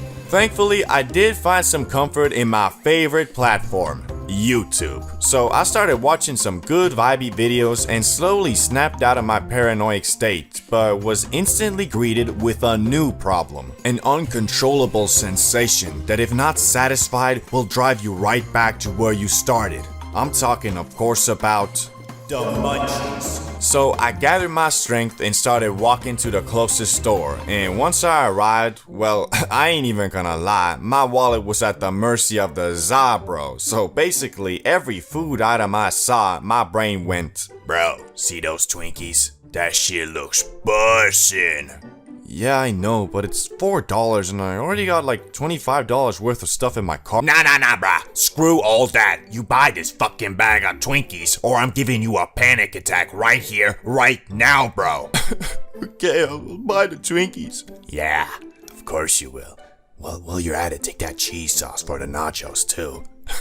Okay, I will. After my brain finished ganking the shit out of my wallet, I went back to my room and started demolishing everything I bought. And after that whole munch sesh, I was feeling a lot less hot too, but also my stomach was a bit upset, so I took a massive dump, laid down on my bed, and started scrolling shorts. And I scrolled and scrolled until I passed out without even brushing my teeth and still in my clothes. So you can imagine the next day, I had a bit of a cush hangover, feeling like Shrek, haziness, and overall being slower mentally, but hey, no regrets, cause my brain wasn't lying about those Twinkies, god damn. The 5 levels of being high. Now, I bet you've seen a couple videos on this topic, maybe even mine, but since almost a year has passed and my knowledge and understanding of the magic green plant has grown tremendously, I thought it's about time to make the ultimate, definitive, most precise levels of high tier list on planet Earth. And to make it even more fun, for every level, I'ma be getting more high to give an accurate representation of what the level feels and sounds like. So let's get it started with level 1. Microdosed. This is the level where you don't really feel anything per se, but you can tell something is different. You have a slight mood boost and your body might feel a bit more elevated. So like if your legs were sore, they're probably even more sore now, but if you're lying on your bed, well, its comfortability is probably up about by 10 to 15%. Nothing crazy, but it is noticeable. This, however, isn't enough to give you the giggles, so that Amy Schumer comedy special will still leave you wondering if my vagina is actually comedy or just poorly done slapstick humor. And since I'm currently at this level, I can tell you it also has no negative side effects, so I can still do everything without worrying if I'm too high. Anyway, let's move on to the first exciting level, and that is level 2. I'm feeling it. So you're feeling it, eh? Well, me too. This is the level where that Amy Schumer special might actually forcefully steal a giggle or two from you, but not because it's actually funny, it's more like you're laughing at her rather than with her. Anyway, since you're now feeling it, you also might be feeling that movie a bit more, or that video game. Shit, you might be feeling your own jokes a bit more. Got you laughing at your own thoughts, fool. This is also the optimal high if you still got stuff to do. Well, to be honest, if you got stuff to do, probably better to not be high, but at this level, it's still definitely doable, just a bit more difficult. Another way to look at it is, this is the high the workers at Subway are usually on, although I have seen mofos way beyond this there too, but for the most part, this is optimal cause the loud hasn't got you moving slow-mo quite yet. As for me, I'm still able to read this script and pronounce my words just fine, so you probably can't even tell I'm high right now. But now it's time to get to the first level where a mofo can feel too high if he's not experienced. Level 3. Yeah, I'm pretty high. So here we are, pretty high. This is the point where, at least for me, doing anything besides leisurely activities is hard. Not impossible, nor undoable, but hard. If we take that Amy Schumer comedy special for reference again, as for some reason I like doing, it might just maybe have become funny, but you also realize you just high, so you turn it off and watch something else. Also, this is the first level where some thoughts might have become uncontrollable in the senses you just can't help but dive deeper into the fact that the bomb dropped on Hiroshima was almost 1,600 times less powerful than the Tsar bomb created and detonated by the Soviets in 1961 as a show of power to the US. But then you find out there's something called an antimatter bomb which could be even more destructive, but it's only a theory, but then maybe the US is developing it in Area 51 or something. Yeah, I think you get the point. But there is one sensation that is more powerful than your random thoughts, and that of course is the munchies. Coupled with the fact you're probably rocking some dry mouth right now, this in my opinion is the best level to be at if you're trying to stuff your face with enough trans fats to feed 50 hungry children. But you know, you already ate it also. Anyway, moving on to level 4. Faded beyond belief. This is the point where if you're not in a safe space, you kinda screwed. Well, not always, but at this level, it's become almost impossible to practice rational thinking. I mean, if you were diving deeper into that nuclear bomb stuff at the previous level, then this is a point where you might start actually believing you are Oppenheimer himself. This stage is really not the best if you're looking to focus on a movie or video game or really anything because, well, your attention span is at the mercy of the zaza, and to actually enjoy this high, you just gotta go with the flow. As for me, it's getting pretty hard to read the script. If I look at the words for long enough, they kinda look like some ancient Chinese hieroglyphs. But anyway, if you're an actual lunatic, maniac, psychopath, zaza destroyer, and considering hitting that gravity one more time, then be prepared for level 5. Shadow Realm. I told you, bro. You gotta be a maniac to get to this level because the plane of existence you on now is so different from being non-high. You probably feeling and looking like a goddamn alien. I mean, bro, your eyes are so red and you feel so disconnected from your body that if you look in the mirror, you'll probably think, bro, is that really me? I'm so fucked up. Wait. Ah, shit, I'm in the Shadow Realm again, aren't I? And now that you realize you're in the Shadow Realm, you either stop the trip by going to sleep or level unknown, exploring the Shadow Realm. This level doesn't require smoking more. All it really requires you to do is just go outside and explore the world that in many ways has become the upside down from Stranger Things. Cause at this level, rational thinking has been completely thrown out the window and your brain has reverted to factory settings as of when you were just born. So if you see a streetlight flickering, for example, if you were normal, you just think, they really should fix that. Compared to now, oh shit, bro, this is totally one of those slasher scenes where once I walk over the streetlight, he's gonna shift me up, isn't he? Nah, man, fuck this, I'm out of here. At least, I don't know, that's how it feels to me when I achieve the pinnacle of high and am wandering the world outside. Have you ever met someone who parades the fact that he loves the zaza, and if you ever say anything bad about it, he gets all defensive and starts frantically arguing about how it's good for you? Like, yeah, bro, there are health benefits, but if you're out here doing 8 rips, 4 2 edibles, and half a cart every 12 hours, do you really think you're reaping the health benefits of the za? Mofo beyond about, it helps with my anxiety and depression. Like, bro, what are you anxious about? Worried that the pizza delivery guy might be an assassin? Sounds more like paranoia to me. And have you stopped to think that maybe the depression you're feeling could be because all you does is sit around, eat pizzas, smoke grass, and watch Disney Plus? But people like this aren't the majority, and overall, when you meet a fellow grass eater, you can expect him to be just a normal chill dude who uses the za to enhance his experiences, rather than rely on it for them. So today, I thought I'd go over some of the coolest dudes I've encountered who consume that lettuce, starting with the za athlete.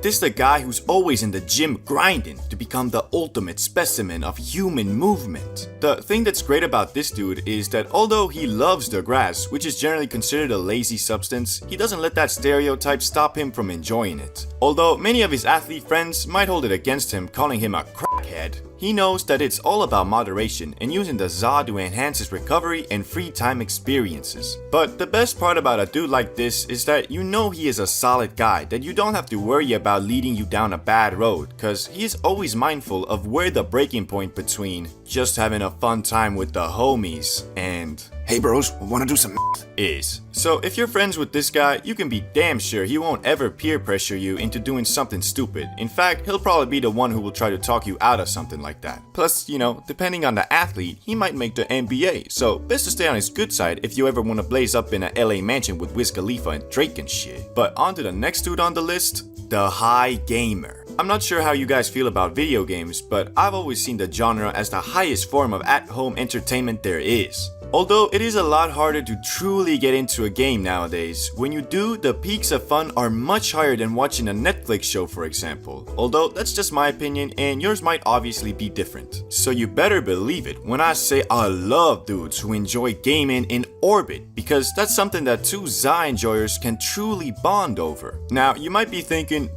everybody enjoys playing games, ain't nothing special about it. I'd have to respectfully disagree, because it takes a certain level of power to really sit down well blasted and focused on a video game, cause honestly, most of the time it ends up going something like this. Finally time to play some Elden Ring while blasted. This is about to be crazy fun. 20 minutes later.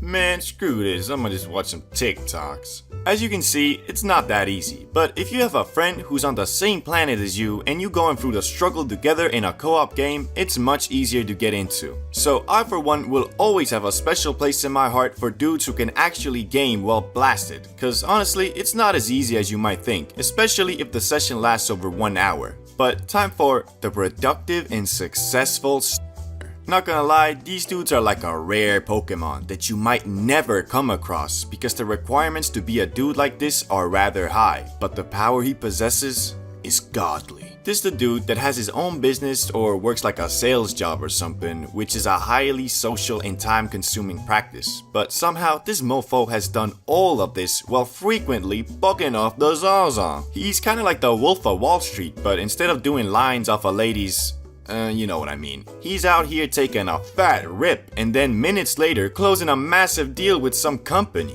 I met a guy like this only once, and I won't stand here and act like I was not in awe of this man's power.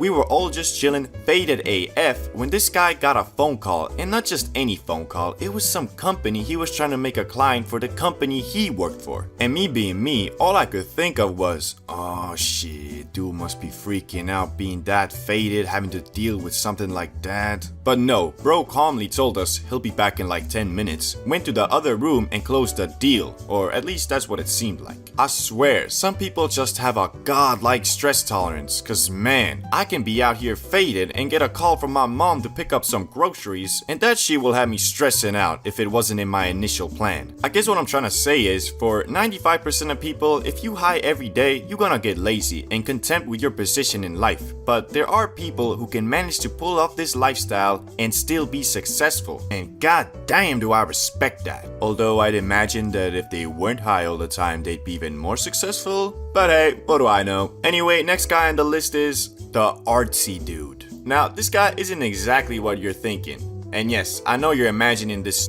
painter who's always on about, bruh, you just gotta go with the flow. Let yourself be free and you'll find peace. Sorry, but what the fuck does that even mean? Although these guys can be cool, their gimmick gets old pretty quick. The dude I like is more of just a Chad who has a highly functioning imagination. Cause with a guy like this, you always have something to talk about, and they come up with some of the most interesting things. Plus, they're usually not just some hippie dude who enjoys saying shit that makes no sense and expects everybody to think he's deep cause he saw a quote on TikTok and it really resonated with him. He's more of the dude who'll say some master Oogway quote and explain how that funny meme actually says something deep about life, but then ended with, I don't actually know, I might just be too high. And I love that, cause sometimes a mofo is just too high and sees a deeper meaning in something that doesn't have one. But hey, that's just a theory, a high theory. Everybody's first time doing edibles is always the same. First you eat them, then you wait for like 25 minutes, then you confidently proclaim, these edibles ain't shit. Bruh. And then for the next couple hours, you just drift away further and further into that. The government are reptiles, the ocean is fake, the earth is a cube, and I must slay the ender dragon tonight. In my case, my first edibles really weren't shit, cause we accidentally might have forgotten them in the oven and burnt that THC into CO2, but we didn't let that discourage us from trying again the next day. So me and my brother, still fueled by the disappointment of yesterday, wake up at 9 AM and start plotting our next move. We only have 1 gram left, so if this fails, we're pretty much screwed. One thing you might not know about making edibles is if you're throwing straight grass in the oven like we did, then be prepared for the whole house to smell like Snoop Dogg's living room. So we had to carefully time our cooking so that when our parents got home, the house wouldn't smell like the plug's car, if you know what I mean. And this time, we did everything right, and after an hour of feeling like the stoner versions of Gordon Ramsay, we held the finished product in our hands.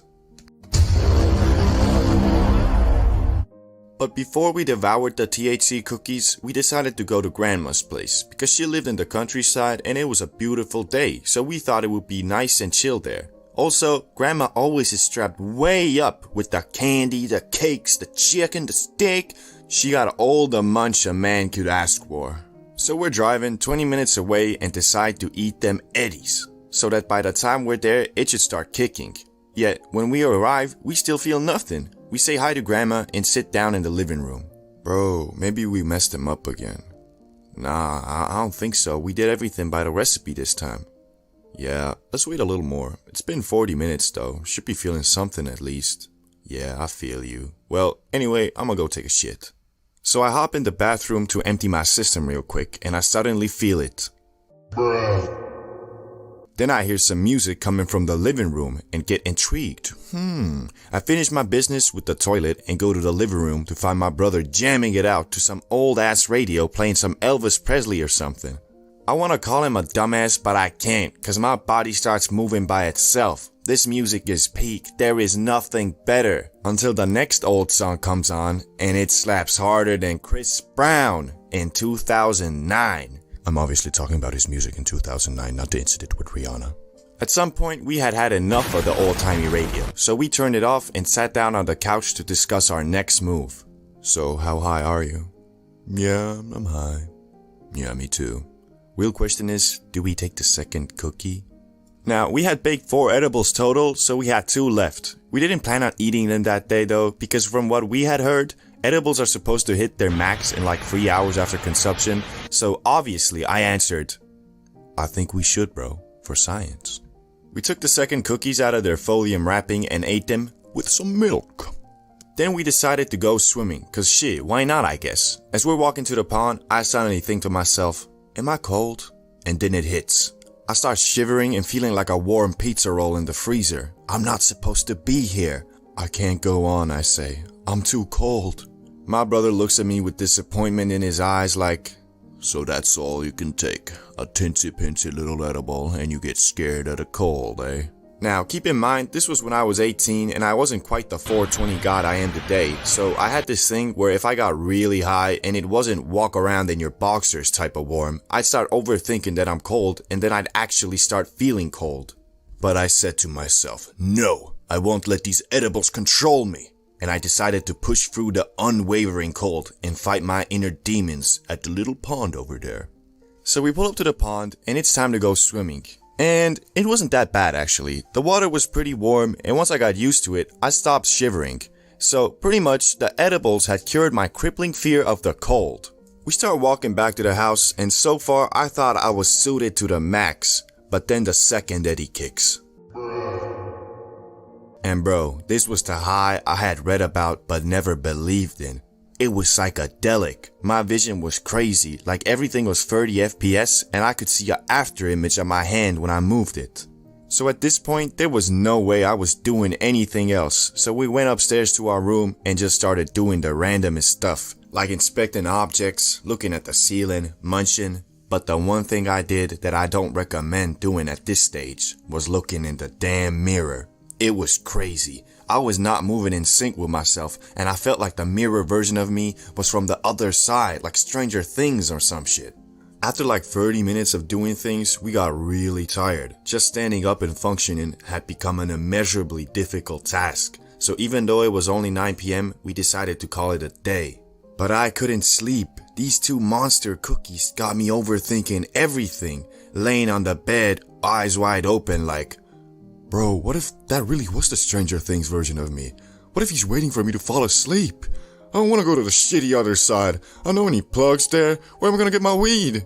And when I finally did try to close my eyes, I started tripping way out. Half asleep, half awake, seeing these vivid dreams. Thankfully, at some point I did fall asleep. And not just any sleep, I went into freaking hibernation, cause I was out cold for a calm 16 hours. So I'd say lesson of the story is, if it's your first time doing edibles, wait like at least 2 hours before you proclaim the classic, these edibles ain't shit. 10,000 BC, a group of cavemen in the Oki Islands of Japan needed some warmth and wanted to start a fire when they discovered a funny looking green plant and either out of curiosity or desperation took it and inadvertently created history's first ever hotbox. Yet this early grass was not that loud that people be smoking today because as we know over the years the zaza has been scientifically and artificially cultivated to be much more concentrated in the high it gives. So, although it is funny to think about a group of cavemen purposely starting a fire in a small shelter for the sole purpose of getting faded in a hoe, it is unlikely that it actually ever happened. Yet aside from this iffy recreational stint in Japan, hemp was first commonly used in the lands that are modern day Mongolia and China for more practical uses like eating it. Which after saying that you might be imagining something like this. Yo, what's up? How you doing? Had any fun with those new seeds I gave you? Yo, nah, I actually came here to give them back.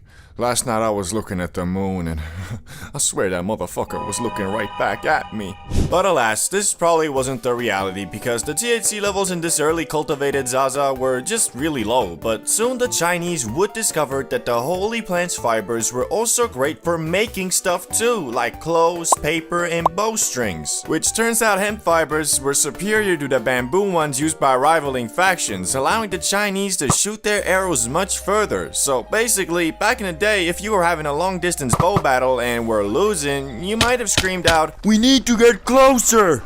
These motherfuckers have weed!" Anyway, it wasn't long after mofos realized that the loud wasn't only good for making stuff, it was also great for treating physical maladies. And after a couple thousand years, Emperor Shen Nung, known as the father of Chinese medicine, included the magic plant in his medical encyclopedia under the name Ma. Which, that sounds oddly similar to za, doesn't it? I'm guessing every couple thousand years the first letter changes or something. But now, let's explore the question we're all asking. When exactly did mofos start ripping that shit to get faded? Well, one of the earliest counts is about 2,500 years ago when researchers discovered 10 mini barbecues in a cemetery near modern-day Tajikistan that had residue of burnt cannabis with a much higher concentration of THC than normal, probably meaning it was selectively bred to get you, well, lit. Although this was one of the first counts of people purposely inhaling the broccoli to get high, it was most likely used as part of a ritual to invoke an altered state of mind so you could communicate with spirits. Which shit, dog, I wanna know what these dudes were smoking, cause I ain't never heard of no grass that gets you to the spirit realm. This might have low-key been the last kush Snoop Dogg smoked, cause once you get so high you start communicating with your dead gran-gran, that's when you really might be like,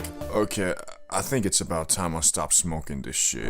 Since cannabis, for one reason or another, proved to be quite the useful plant, people started trading it around the world as soon as it was domesticated. Which the only people who didn't really fuck with the zaza were Europeans, who preferred getting hammered instead. Which is low-key reflected in modern times too, especially in the northern countries where once you turn 18, you can drink as much poison as you want, but if you want to blaze, well, you might be looking at a little bit of jail time, my boy. But now, let's quickly go over the uses of cannabis throughout different cultures so we can move on to the modern age, starting with Hindus. They made something called bang, an edible cannabis paste that had medicinal properties but also got you high. This could be added to a variety of foods and drinks, which this bang was the preferred food of the Hindu god Shiva, making him in my eyes the god of edibles. Disclaimer, that was a joke. Islam. Here the za was called hashish and was introduced about 1,000 years ago, which hashish wasn't strictly forbidden in the Quran at first, so a lot of Muslims ate it for its medicinal and relaxation properties. But later, Egypt basically banned it, and also the Quran was revisited by many and reinterpreted to include hashish to be banned just like alcohol.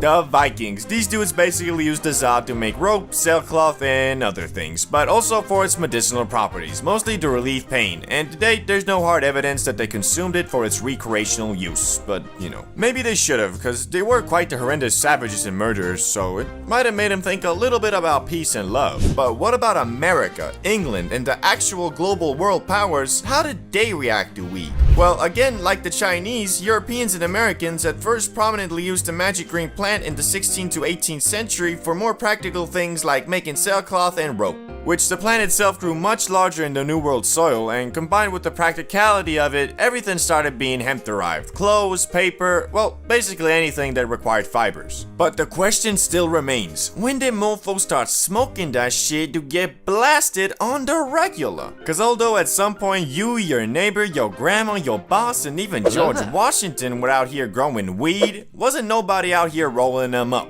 Well, until the arrival of Mexicans. The loud version of hemp first arrived in Brazil in the early 1500s by way of enslaved Africans traveling with the Portuguese. And the native South Americans, who are already consuming some other psychoactive substances, quickly started blazing the zaza too, and its use soon spread across South America and into Mexico, from which in the 1910s is when the loud first spread into the US, via Mexican immigrants escaping the effects of the Mexican Revolution. And almost immediately the good was viewed as a threat, and by 1931, 29 United States had banned its use. Although it wasn't really the Zaza that the US didn't fall with, it was unfortunately mostly just racism against Mexican Americans and black citizens of the South, which both these groups were enjoyers of the Zaza to some regard, so it became a scapegoat for racial bias in the US, and they blamed it for everything from petty crimes all the way to murder. And in 1937, the US completely banned all non-medical use of weed, which all of this kind of explains why the mostly peaceful plant has been thrown in the same Schedule 1 category with full-on life-destroying substances like heroin and cocaine.